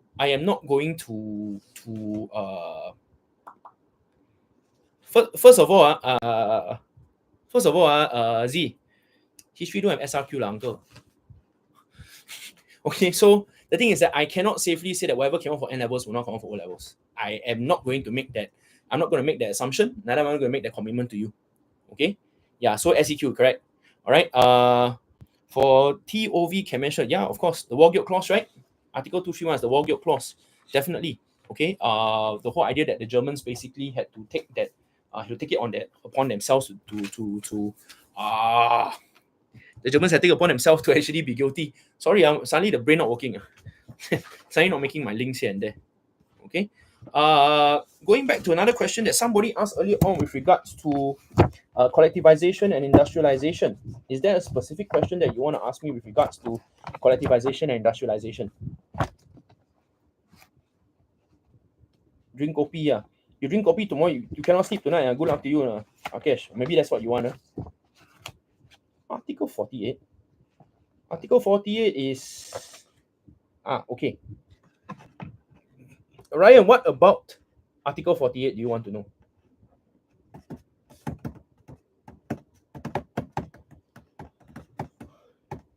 Okay, I'm just gonna put it out straight.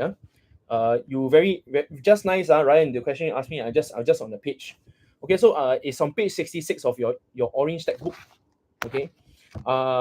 Article 48 of the Weimar Constitution, the president is able to dissolve the houses of parliament and to rule by decree for 6 months in time of emergency. So Hitler used this to his advantage, and he managed to get Hindenburg to create this whole chunk of emergency during the Reichstag fire. Okay, if you take a look at the Reichstag fire, which is on page 87. Okay, so he managed to get Hindenburg to sign the Reichstag fire decree. Okay, and establish emergency powers. Okay, so it suspended all forms of liberty such as the freedom of press, freedom to assemble in public. So Hitler's SA, who Rome was in charge of, okay, arrested communists. They broke up their meetings and shut down their newspapers lah. Because we go back to the whole idea of Van der Loop, the fellow who so-called started the Reichstag fire. He was seen as communist. So as a result of it, they actually use this as sort of like emergency to go against the communists. So Hitler uses an opportunity to get rid of his communist opponents in that sense there, if I could use it that way. Yeah. Okay. Okay, it's not reading properly. Sort 1 is in your textbook under the end of the Cold War. Let me just pull it out for you. Sort 1 is where was Sort 1? I saw it just now.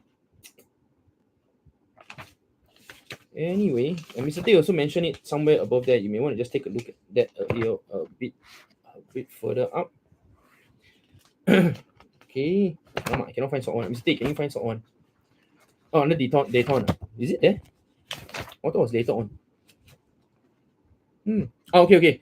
Page 118 of your textbook. Okay, Akesh. Yeah, so Sort 1 is to reduce the number of nuclear weapons that they possess. Okay. That was actually about the nuclear weapons. All right.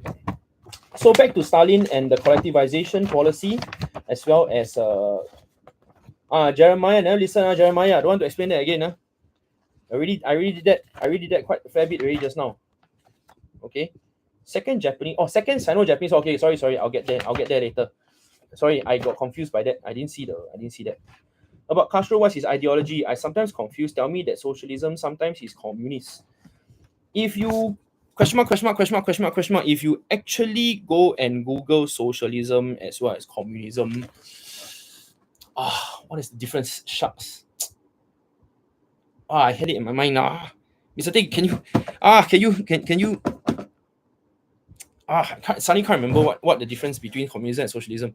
Okay, but anyway, is he eventually came out as a communist. Okay, he eventually came out as a communist, and he was he did actually have an alliance with Khrushchev lah. So in that sense, there he did become communist. But at a certain point, he wasn't. When he actually did say he wasn't, actually he really wasn't. So he eventually became communist. Yes. All right. So yeah. So basically, you just need to know that in some sense, there a lot of times you actually use socialism and communism as sort of like the same thing. Yeah, I'm sorry. Let me go and find out later for you what's the difference between communism as well as socialism. I suddenly can't remember offhand, man. Okay, so for industrialization and collectivization, right? If you need to know about collectivization and industrialization, you could look at page 46, 47 of your textbooks. So industrialization, basically, they wanted to rapidly industrialize Soviet Union. They wanted to use the factories to mechanize farming. So to put all your machines onto the farms, so that your workers can actually, so the people working on farms can actually move out of the farms into the factories, right? To work and then to continue to build more things. So they wanted to increase the output of things like your coal, your steel, your oil, your electricity, and so on and so forth. So that was basically the whole point of thanks, Mr. Tay, for that. That was the whole point of the aims of the 3 5-year plans. Okay, they wanted to develop the heavy industries like coal, steel, oil, and electricity. Now, eventually, what was the whole point of rapid industrialization was to be able to build the Soviet Union into a military powerhouse. Okay, that was Stalin's eventual goal. And eventually, they did become a military powerhouse. Okay, they did. So, collectivization generally, the whole idea here is that they wanted to bring about collective. So the whole idea here is collective, combining everything together. So you have all the small farms being put together, right? So you have private farms, so on and so forth. To combine these farms together so that it becomes more efficient in dealing with the farming. So if I combine all these small little farms together, make it bigger farms, I can actually use the equipment that I make to harvest the crops easily, to plant the crops easily, so on and so forth. So easy for agriculture to take place. So this was actually I mean, a nutshell, rapid industrialization and collectivization. What is it about? Okay. Yeah. Okay, so second Sino-Japanese War. Let's see. Okay, so blah blah blah blah blah blah blah. Okay. Oh, the Marco Polo Bridge incident. I see. Okay, so eventually this the Marco Polo Bridge incident. So I think Mr. Tay will eventually, but let me get this out to you all first. They had, so what happened was that there were Japanese troops that were stationed around the Marco Polo Bridge. Okay, near this town called Wanping, outside Beijing. They were actually carrying out military exercises. So a few shots were actually fired. Okay, and the Chinese troops actually returned fire. Okay, in defense. What happened was that the Japanese eventually found that one of the troops were actually missing. Okay, they actually thought the Chinese would have captured him. But the Japanese actually wanted to be allowed to search the town, Wanping lah. But the Chinese said that they will conduct the search with one Japanese officer that could accompany them. And the Japanese troops tried to force their way into Wanping, but they couldn't.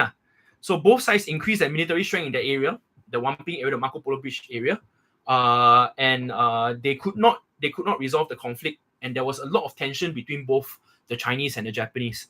So it's, I mean, in a nutshell, if you think about it, it was just a small incident that eventually, I don't allow you to do this, I don't allow you to do that. Eventually created something big. Eventually led to a full-scale invasion of China in that sense there. And what happened? Guess what happened? China appealed to the League of Nations to intervene, but the Western powers were not willing to get involved. Okay, because why? They were very busy dealing with Hitler in Europe at that time. Okay, right? I hope I've answered your question. Is there any question I have not answered yet? And you all need to. Is there anything burning that you all need help with? Okay, I think that was a question that I saw that needed an answer here. Okay, your 12-mark question. How do you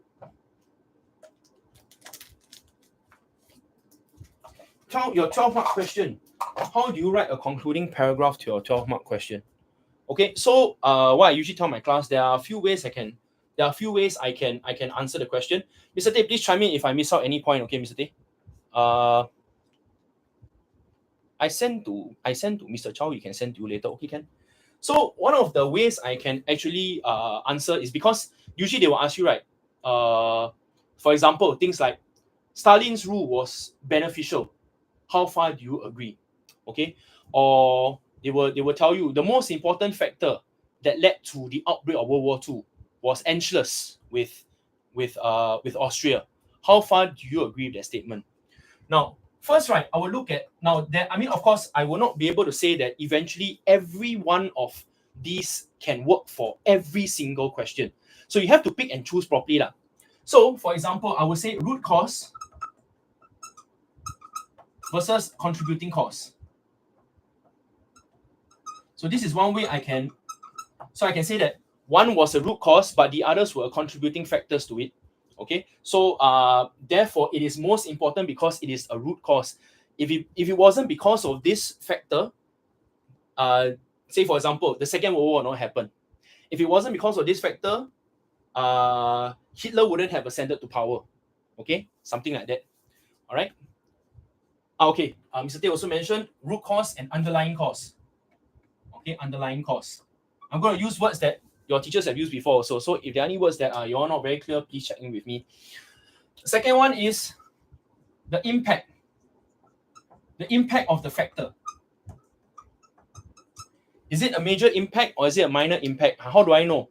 I would say that did it affect? So for example, it'd be like affect the whole population, or did it affect a part of a population? For example, so in this case here, for example, if I were to say, right, Hitler's rule, or maybe for example, Hitler's treatment of the Jews were the most devastating impact of Hitler's rule in Germany. I can actually fight to say that no, that Hitler's treatment of the Jews was not the most devastating impact because it only affected a part of the population. Okay, it only affected a part of the population because it only affected the Jewish population. For example, I can say that one of the biggest factors was basically the fear of society. Then you bring in the idea of the Gestapo, you bring the whole idea of your SS and stuff like that. Because why? It affected the whole population. It created fear, it created suspicion among the entire population. So I can actually argue it that way. Okay, but if you take a look at what Mr. Tay had just written here, the word impact there, it can be number of people, it can be a long-term effect. The long-term effects of the Jewish treatment still can be felt until today. You still can feel it until today, because right, people are still talking about the Holocaust till today. You are still having, like people who were working in all these concentration camps. They are still being sent to court. All these, even though they are in the 80s and 90s, they are still being sent for war trials and stuff like that. So in that sense, that what Mr. Tay mentioned, I can also talk about this idea that this is one thing I can talk about. The other idea I talk about is long-term versus short-term impact.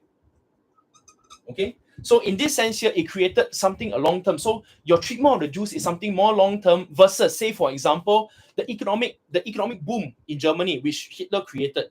So the economic boom, although it affected the whole population, but it has a short-term impact, whereas the treatment of the Jews had a long-term impact.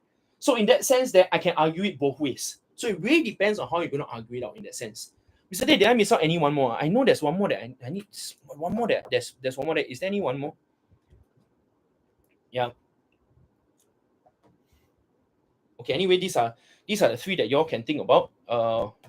Root versus fact. Oh, okay. Another one that y'all can think about is the whole idea that all factors are equally important.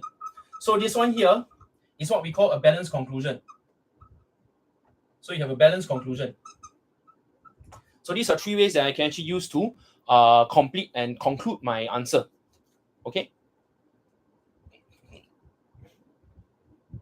Okay, Turtle, you can see my answer here, right? So I can actually say that there is can I use a balanced argument? That means it is both. Is it a question? Is it both? Is it positive and negative?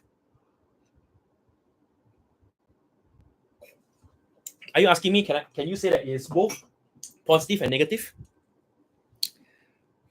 Yeah. So I agree, Mr. Tay. There is no one cause to explain anything. Possible as well. Okay. Have I missed out any question? Yeah. I will go to this extent to say that I would rather you take a stand rather than say it is neither positive or negative. If you're being asked a question on impact, positive versus negative, I would rather you say that it's either positive or negative, because actually you can really bring that out lah. Okay. But say for example for a question on contributing factors leading to the rise of Hitler, factors leading to the rise of Stalin, I would go for I can actually go for a balanced conclusion in that sense that it's easier for me to talk about balanced conclusion because all factors are important and all factors contributed to the rise of Hitler. I cannot say that it is his charisma alone that led to the rise of Hitler. I cannot say that it was the political and economic circumstances alone that actually led to Hitler's rise.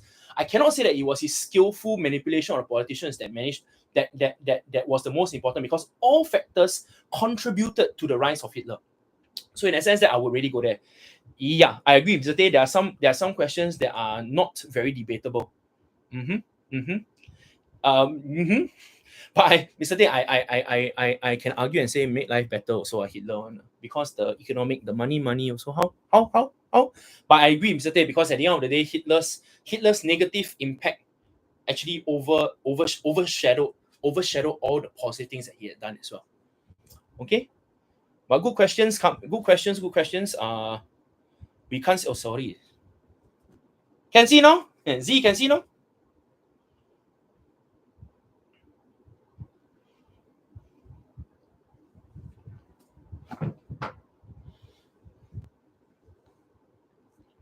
Sarah, can you see it now, Sarah?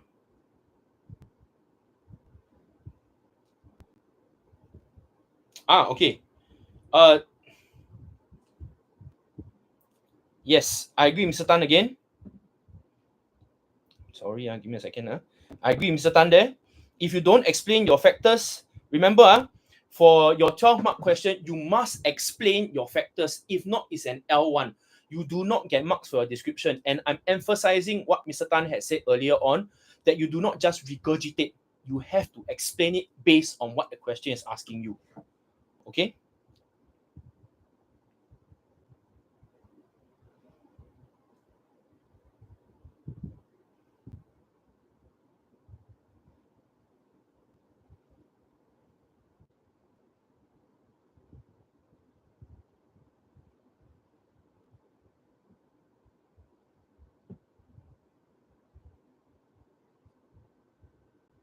Okay, any other questions that you all need to ask? If not, just let me just pull out something first. You all asking me about something earlier on.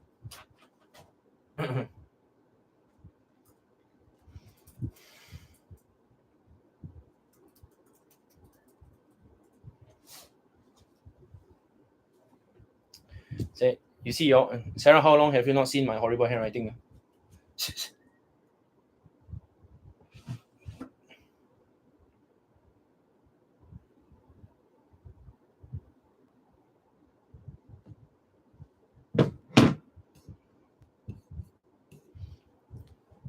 Braden, I never forget, Braden. That's what opening now, Braden.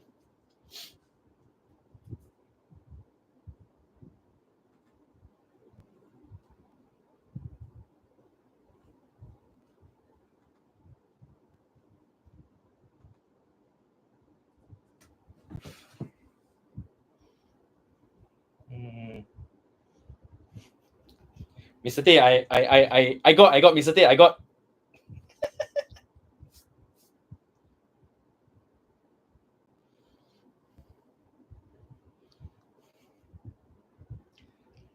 Wait, let me just get this out first.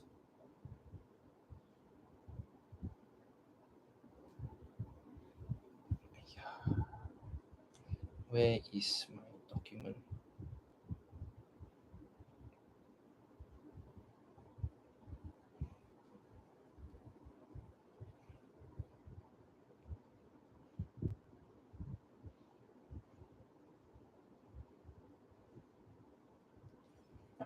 Okay.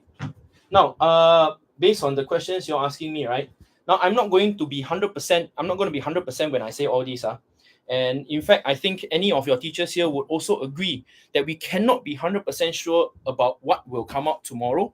What are the things that I mean, of course, we can tell you what we feel that are like, not say likely will come out or anything like this, but it's like more of like, okay, based on what we see, there are certain things that we can make assumptions. But the thing is that assumptions are just assumptions.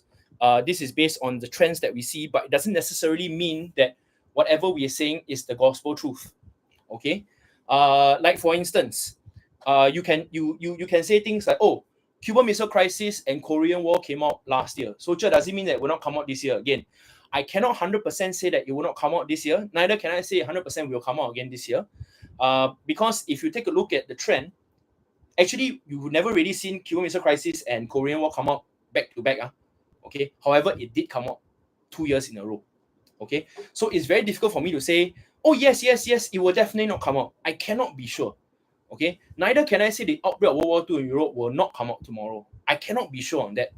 But what I can advise is that, like also, for example, SBQ, can I say for certain that because Hitler came out last year, it will not come again tomorrow? I cannot say for certain.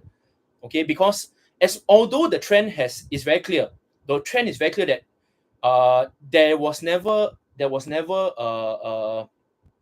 is it only I don't want to be prime minister, too much scrutiny already. Yeah. I like to be this very simple teacher, thanks. Prime minister, no way, thanks. Am I going to be very sure that Hitler will not come out again tomorrow? I will not say 100% certainty that it will happen.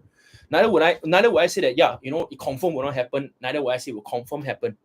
Okay, but what I can tell you is that, what I would do lah. You want to take the advice, you can take this advice. I would, the thing is that I would still study these topics, the outbreak of World War II in Europe. I would study Korean War and Cuban Missile Crisis as well.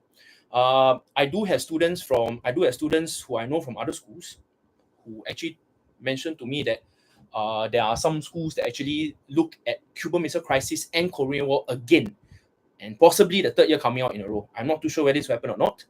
Okay. Yeah, and I agree, Mr. Tay, Korean War, Cuban Missile Crisis hasn't come out for a while. In fact, Korean War, no, Mr. Tay, Korean War has never come out before. Not that it hasn't come out for a while, it hasn't come out before. Okay. Yeah. Okay, please look at what Mr. Tan mentioned. Very, very, very good advice from Mr. Tan. All must complete study all sources. 2 support and 2 do not support. Okay. Now, even if you say I do not have enough time, please make sure you have 1 support, 1 at least to make sure that you have that mark, the 6 or 7 mark. Okay. Masa. Please on. Okay. As much as I cannot be certain what will come out tomorrow, what I will do is I will look at the other chapters that I would not that okay I would go to the point to say that oops. Yep. Okay, Mr. Tan and Mr. Tay are giving very, very good advice. So please take a look at what both of them are saying. Okay, please take a look at what both of them are saying. Okay, study all sources. Do I need provenance explained? You can actually take one of the sources and check the reliability on one of the sources. Yes. Okay. Yep. SBQ, in the event that you forgot all the structures, remember, answer the question, support of evidence, explain your evidence, support your answer. Yes. Yep.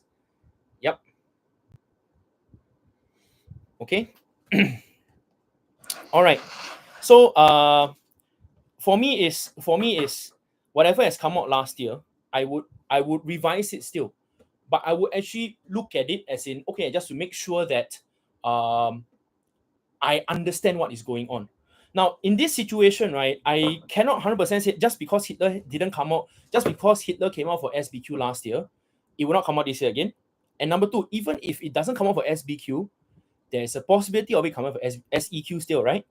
So in that sense, that if I were to read the chapters, because if you still don't know by now, there are a few chapters that can only come out for SBQ. So not all chapters will come out for SBQ, by the way. Okay. So not all chapters come out for SBQ. So you actually have Stalin, Hitler, you actually have Korean War, Cuban Missile Crisis. These are the four main chapters that could be tested for SBQ. So the thing is that if you look at the trend so far, there's always a Hitler, Stalin, Hitler, Stalin, Hitler, Stalin trend. Okay. And what was very peculiar is that in 2017, Cuban Missile Crisis came out, and it was right in the middle of a Hitler, Stalin pattern. Korean War has not come out for a very long time, as what Mr. Actually, Korean War has never come out before. Cuban Missile Crisis Cuban Missile Crisis is there. So in that sense, that what I would do, actually, I will focus a little bit more on Korean War and Cuban Missile Crisis for the SBQ. Now, for my SEQ, what hasn't been really coming out for a long time. The last time I've seen the impact of World War One, the Treaty of Versailles, and the failure of the League of Nations. Okay, that one. Yeah, Braden. Cold War. Generally, you're talking about Korean War, Cuban Missile Crisis. These are your two case studies that may come out for that possibly can come out for SBQ. Okay. World War II in Asia Pacific has the last time it came out was 2019. The impact of World War One, or the last time it came out was 2017. So you see, because of how far back they were, I would have actually focused on this earlier on already. At least just read through, remember the points that I have done, all these kind of things. So then after that, I will focus a little bit. After that, once I'm done with my World War II in Asia Pacific, after I'm done with my World War One, I would have gone and look at Hitler and Stalin. Okay, then perhaps look at the bit more focus will be on the origins of the Cold War and the end of the Cold War before I look at Korean War and Cuban Missile Crisis in detail. Okay, because I mean the thing is, if you take a look here, the end of the Cold War last time it came out was 2019. 2020, 2021, of course, it weren't tested because of COVID. Okay, but as I said, I cannot be 100%. Yeah. Oh yes, thanks, Mr. Tan. Please don't do question 2B and 3B or question 2A and 2B. Question 2A and 3A. Must be 2A and 2B or 3A and 3B. Please. Okay. But for question 2 and question 3, either or can take gamble, like study certain topics. This is for SEQ. As I said, I don't encourage that. Okay. But as I mentioned, what I would do is whatever has come out last year, okay, I will save it I will actually either put it towards the end of my revision, or I will just briefly read through it just to make sure I understand what's going on, just in case it comes out and I know how to answer the question. I will focus a little bit more on, for me what I would do is I'll focus a little bit more on topics that have not come out for a while already. And then later on, I'll focus on things that have come out in the last 2 years. Then I'll focus on what came out last year. So that is something I would do. Akesh, if it's not that you'll be penalized, you'll only be marked for 1. So either 2B or 3B, your paper will not be completed lah. So you didn't answer A ma. So you will not get marks for A, but you get whatever marks you have for B lo. Only one of the B's lah. Yeah. Okay. Yeah. So in that sense, that because Hitler came out for SBQ last year, and SEQ was outbreak of World War II in Europe, and Korean War, Cuban Missile Crisis came out, right? So I would leave the outbreak of World War II in Europe, Korean War, Cuban Missile Crisis a bit more to the end. And the thing is that one thing good about it is that your outbreak of World War II are things that you already know. See, even offhand you can tell me things like, oh, the remilitarization of Rhineland, you have the invasion of Poland, invasion of Czechoslovakia, helping out in the Spanish War. You have things like Anschluss with Austria, Munich Conference, these kind of things. So these are things that you all know. So these are things that you all, even if it comes out again, you all know how to answer the question also, ma. Then if I look back at 2021, Stalin came out as SBQ, Hitler's Germany came out for SEQ, and Korean War, Cuban Missile Crisis came out. It's 2 years in a row. So I would in order, right, I'll put Hitler's Germany somewhere just before the outbreak of World War II, if I were to study that way. Then I'll focus a little bit more on yeah, Akesh, that's what I'm telling you now, Akesh. So I'll focus a little bit more on, like I mentioned now, the impact of World War One, the Treaty of Versailles, the failure of the League of Nations. So in order, how I would study is that one first, the World War II in Asia Pacific, Cold War, origins of Cold War, the end of the Cold War. Then I will look at Stalin, Hitler, outbreak of World War II, and or Korean War, Cuban Missile Crisis. Okay, that's how I would do it. However, Korean War, Cuban Missile Crisis, like we mentioned, possible for it to come out as SBQ. So you will need to know the context of both the Cuban Missile Crisis and Korean War in case it comes up for SBQ also. And the sources for Korean War can be very tricky, as much as the sources for the Cuban Missile Crisis can be as well. Like I told my when history O level this year tomorrow lah. Okay. Actually, Akesh, I would have actually started preparing a bit earlier on. I would actually have been looking at questions already. Okay. I would have been looking at questions and then fitting my points in to answer the questions. That would have been what I would have done now. Yeah. Okay. So all the best for papers tomorrow. Okay, what I do know is that if you all need any help, your teachers will still be around tomorrow.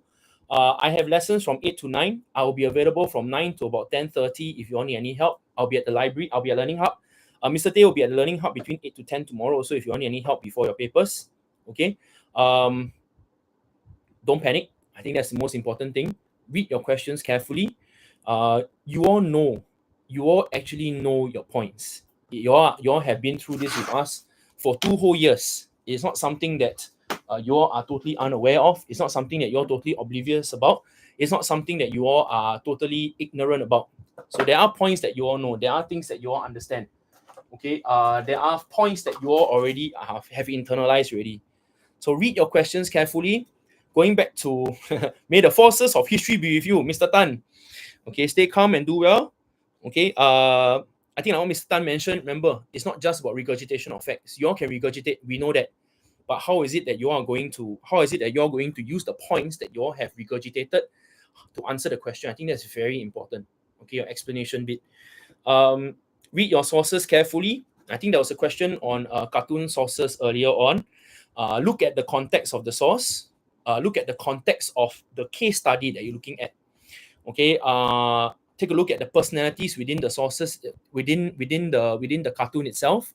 What is the message of the cartoon they're trying to tell you? What are the nuances of the cartoon? These are little things that you need to take note of. Okay. You guys have got it. Okay. History is one very interesting subject, and you all have taken the challenge. You have taken the risk to do this for the last 2 years. Don't waste your efforts. Okay. More importantly, understand that this is part 1 of a 2-part paper. Okay. Now, in order for you to be able to do well for humanities, you need to do well in both your social studies and history. All right. If you are, who's Yoya? Okay. Read your background information carefully. Look at the issue question properly. Now, every question that comes your way, is there a specific focus of that question? Okay. Like what Mr. Tan says, you can't remember anything, infer, must infer. Please do not do this. Don't jump in. No, it's reliable and tell me this is, and then immediately you jump into your evidence and explanation. Infer first. Why is it reliable? It is reliable and telling me about Hitler. What is it that is reliable about Hitler? That Hitler is not a good leader, that Hitler is evil. Please infer before you do your evidence and explanation. Okay? And when you do your cross-reference, remember this. Remember. If you do your cross-reference, you must have this line there. Serangoon Sec, you must have this line there. Because source B supports source C is reliable. Because source E challenges source B is not reliable. These are things that must be in there. Okay, you will get penalized if you do not have such lines in there, because if not your whole cross reference will not make any sense if you do not add these kind of lines in. Okay, so please do not waste your efforts. One other thing that I want to advise all of you is this. Now, sometimes when you write quite a fair bit, and suddenly you realize, oh shit, I write wrongly.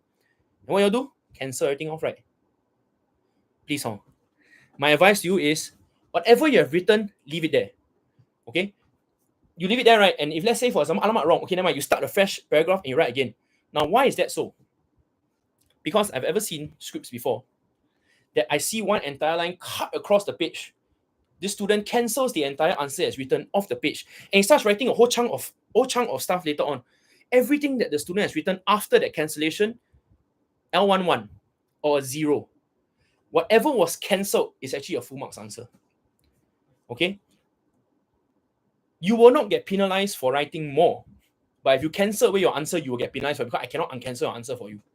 So the thing is that you would actually cause yourself a lot of issues if you suddenly cancel, because in a state of panic, you will think that, alamak, I might be wrong.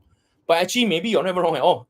So just leave your answer there, continue writing again. Just continue writing again, because in the O-levels, whatever is in the paper, they have to mark.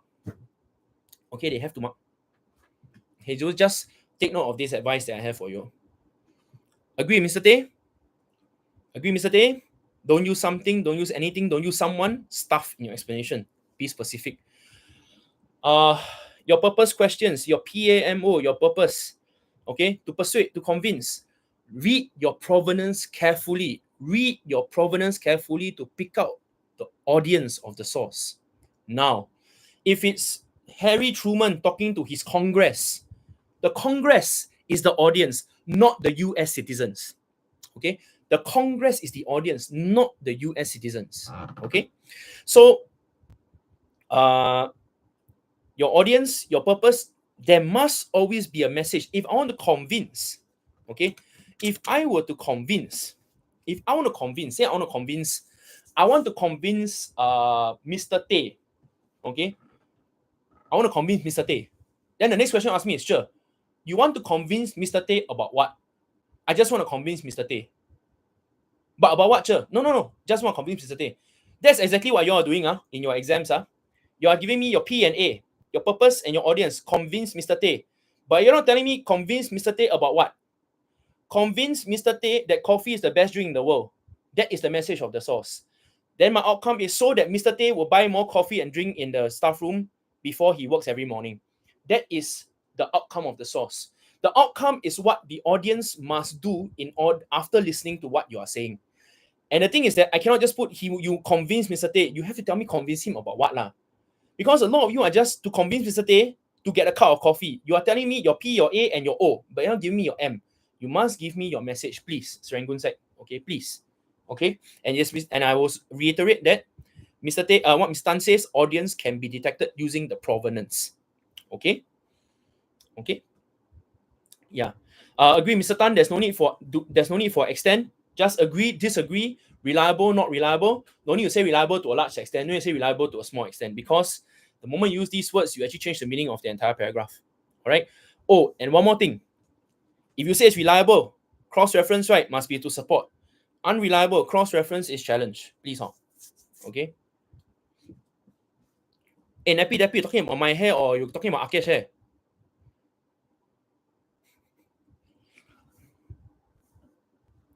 Okay, so all the best. As I mentioned, Mr. Tay, myself, we will be in the library tomorrow. We'll be in the Learning Hub tomorrow. He'll be there from 8, I'll be there from 9. So we'll probably be there until about 10 to 10:30. So if there's any help you all need, please come and find us. Okay. But please don't suddenly come to us, can you explain this topic to us? Okay, go back and read up on your own first. Okay, see what you can do before you come to us to actually clarify anything. Can? All right. Sure, got reliable, thus useful. Yes, correct. Yes. Okay, reliability can be used to check usefulness as well. Okay. Can? If there are no further questions, I'll still remain here for about 2 minutes more. Any more? For like so reliability, when you check reliability, you if a source is useful, if a source is reliable, it's useful. You cross-refer lah. If a source is not reliable, it's not useful. So, but you must add that line in. Because source B supports source C is reliable, thus source C is useful. Must write like that, okay? Braden, must write like that. If not, your whole cross-reference does not make sense.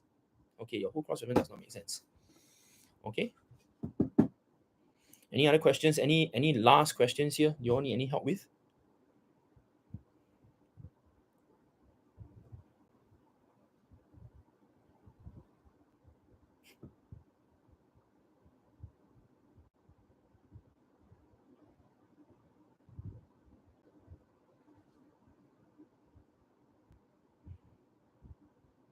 I agree, Mr. Tan. Any of you can come and look for us if you all need any help. Please don't think that, oh, I'm under Mr. Fatih, I cannot go look for them. I'm under Mr. Fang, I cannot look for them. No, No, anybody can come to us, please.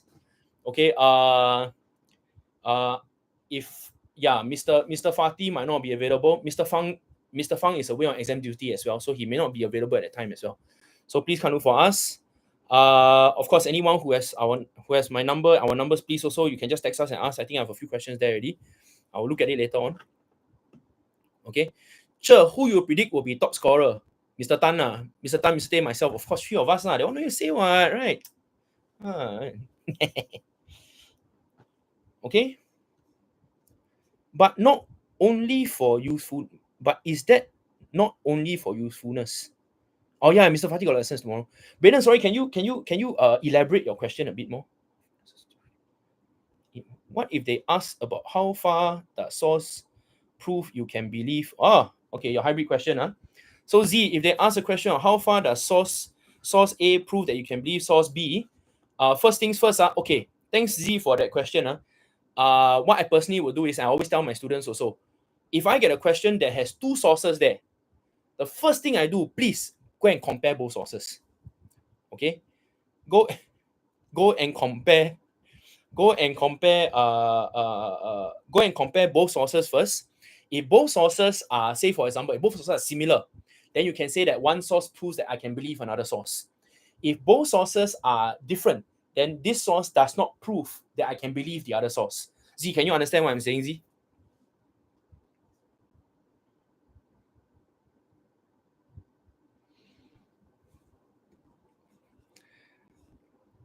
Last year Sec 4, I had my own Zoom. Never thought of YouTube Live before, so I know this year can think of YouTube Live do. Ken Z, thank you. I mean, yeah. But if one source is propaganda, then that is where I will question. So I will question the reliability of their propaganda source. So if I question, say for example, if it's the first source, I will question that source, that this is propaganda, it is something that I cannot trust, and you explain to me why you cannot trust, what is the purpose of the source? Your PAMO comes out after that. So you basically, the provenance of the source will tell you something, right? So say for example, if you tell me that, oh, it's an American cartoon, that actually the drawing is about like something that's dissing the Soviet Union, for example.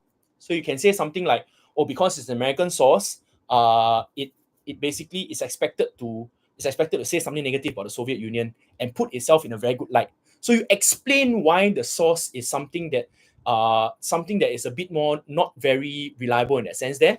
And then later on, you go and say that, oh, and the source has a purpose. So it is to convince the Americans that the Soviet Union is very evil towards its people, so that Americans would, so that the Americans would convince their government to step in to fight against the Soviet Union in the Korean War or something like this. That's your outcome. Okay?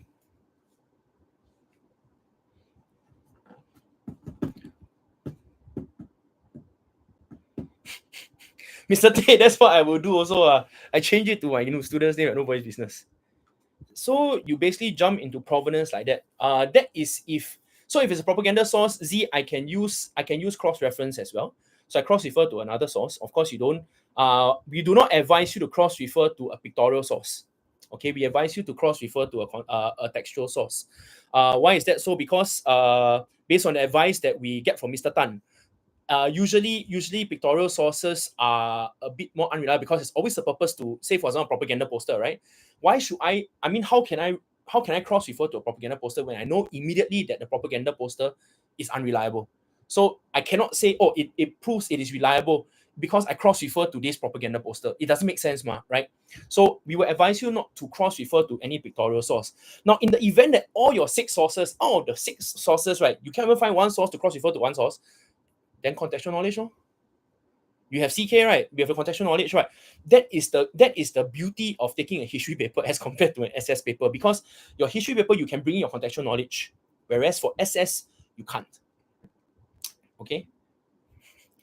How can we be sure? Compare both sources first in parallel. One, get the comparisons marks first. I agree, Mr. Tay. Compare sources first. Because when you compare the sources, right, actually you really can pass that question. Probably 3 out of 6, really, be honest with you. Yeah. Yeah, so yes, I agree, Mr. Tan. History propaganda source is loaded, so difficult to cross-refer to prove reliable. Yep. You're getting very good advice from Mr. Tan and Mr. Tay also. I'm just that voice. I'm literally just that voice only. They are the gurus, okay? I'm just the voice here. They are the mega gurus. Okay. Sarah, read the sources carefully. Sarah, look at the nuances of the source carefully, Sarah. Don't panic. Most important is you don't panic. Okay?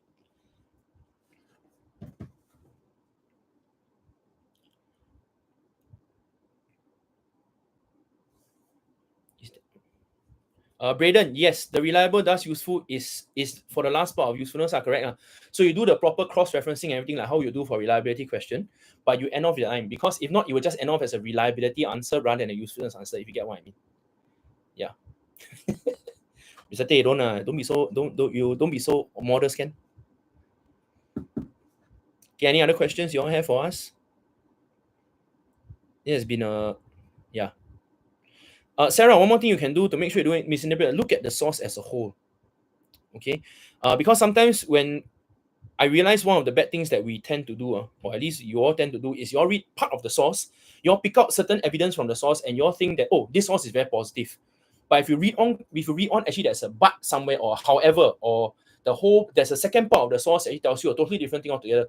Say, yeah, it's a good thing that the US has done this, but then, actually it shows that they're very evil, so on and so forth. So the major part of the source is telling you that even though the Americans have done a good job, they're actually very evil. So you know that kind of thing actually has a certain negative nuance, but some of you actually read part of a source and take it as something very positive. Okay? Yeah. Okay, I will stay on for about 4 minutes more and I will just switch off the live stream if you have no other questions. Okay, take some time, go through. What about pictorial sources? You know the background information, you know your contextual knowledge. Look at what kind of propaganda these pictures actually these pictures actually show you. Okay, what is the propaganda? So let's say, for example, you know a context of let's say, for example, okay, we know in Hitler's context, right?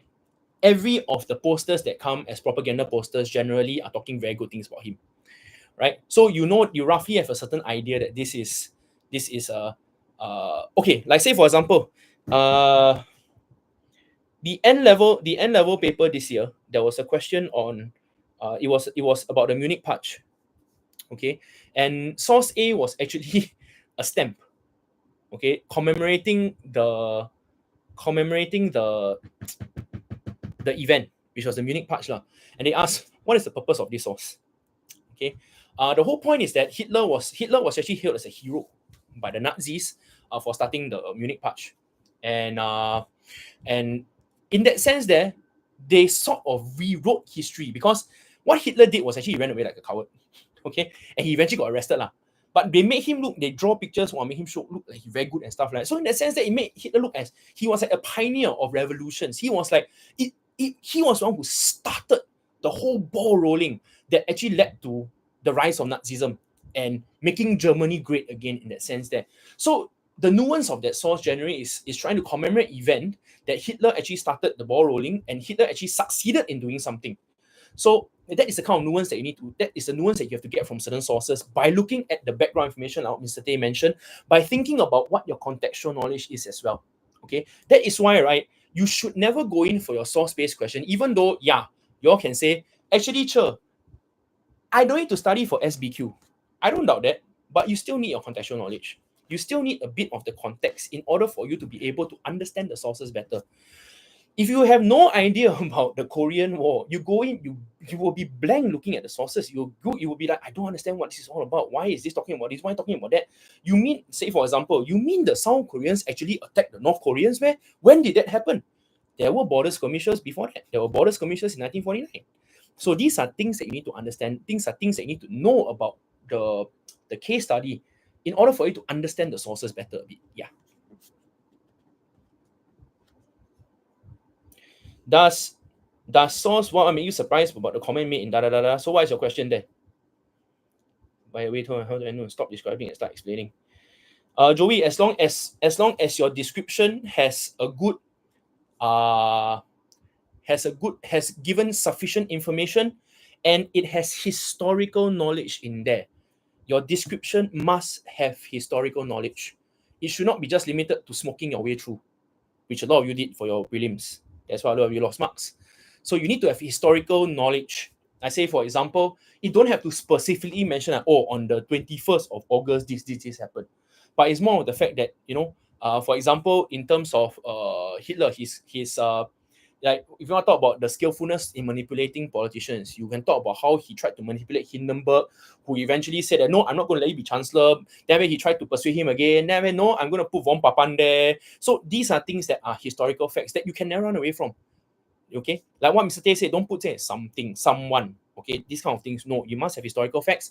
Once you're okay saying okay, this is enough historical facts, I start using this to actually focus on the question, to focus answering the question. Okay. Cassandra, what are some possible questions for chapter on Hitler? A lot of things. They can ask you about the rise of Hitler. They can ask you about the impact of Hitler's rule. And 2 years back, they asked a question on the Nuremberg laws. You know what's that? Don't know? Please go look at your textbook. It appears only once in your entire textbook.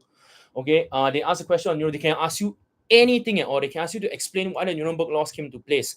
They can ask you explain what Kristallnacht is and explain why Kristallnacht took place. Go and find out what Kristallnacht is. Explain why the Night of Long Knives took place. Anything at all they can ask you. Explain the impacts of the Gestapo. Explain the impacts of the SS and the Gestapo on the people. These are questions that they can ask you as well. Explain the Holocaust and why it actually happened. These are questions that can ask anything at all. They can ask you anything at all. Initially, we thought it was a big rocks. No, wow, they suddenly asked about Nuremberg laws, and we got freaked out, man. I tell you. Like you see, for example, even the Cuban Missile Crisis, they can ask you explain the Bay of Pigs invasion and why it happened. So yeah, they can practically ask you anything about the chapter. Okay, so that means that when you're looking at the chapter, you must know exactly what they're talking. You must know exactly what they're talking about, lah. Essay, how do I start? Okay, possible questions. Sure, I always second out my points and like overthink how to tackle this tomorrow. You're talking about source based, Akesh, or you're talking about SEQ. Let's just say, does what source B make you surprised about the comment made in source A? First of all, Z, again, compare both sources. If both sources, this one here, you compare both sources, really, as I said, 3 out of 6, 4 out of 6 can give you already. Then you do a cross reference. Cross refer either one of the sources, you can also get a mark.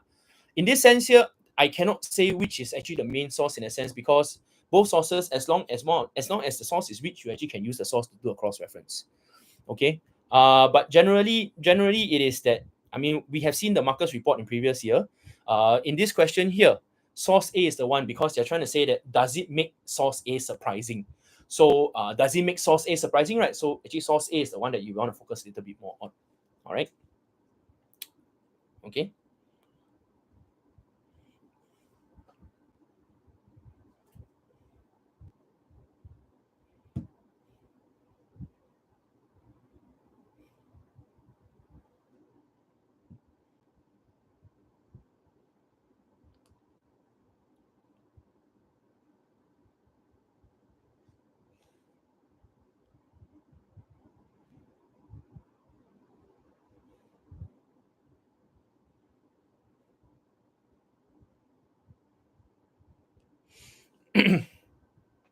Akesh, answer to the point, Akesh. What the question asking you for, answer to the point. Look at what the source is telling you, answer to the point. That's all I can tell you. Okay? And don't panic, please. Don't second guess yourself. Don't second guess the source. All right?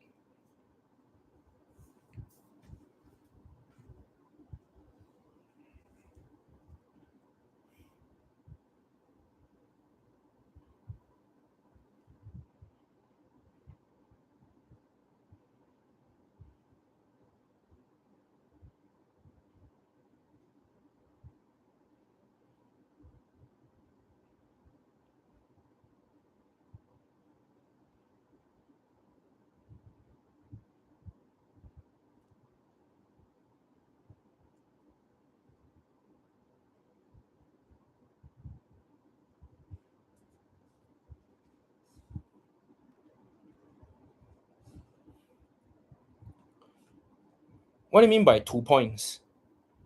Braden, what do you mean? Can you emphasize that a little bit more?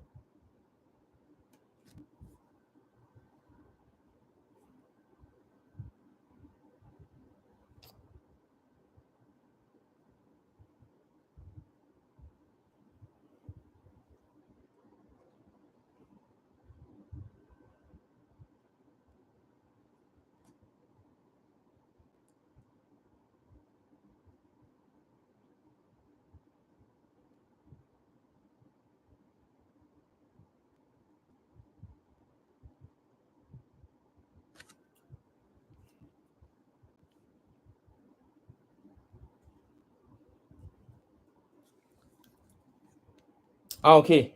Okay, I think Mr. Tan, okay, in terms of that, okay, in terms of the perspective, then yes, I agree with Mr. Tan.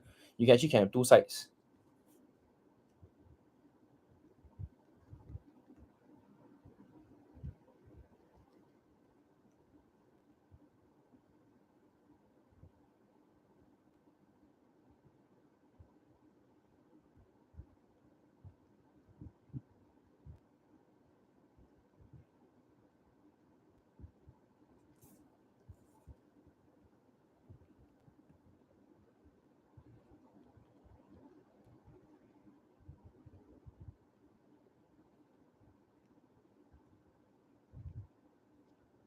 Yeah.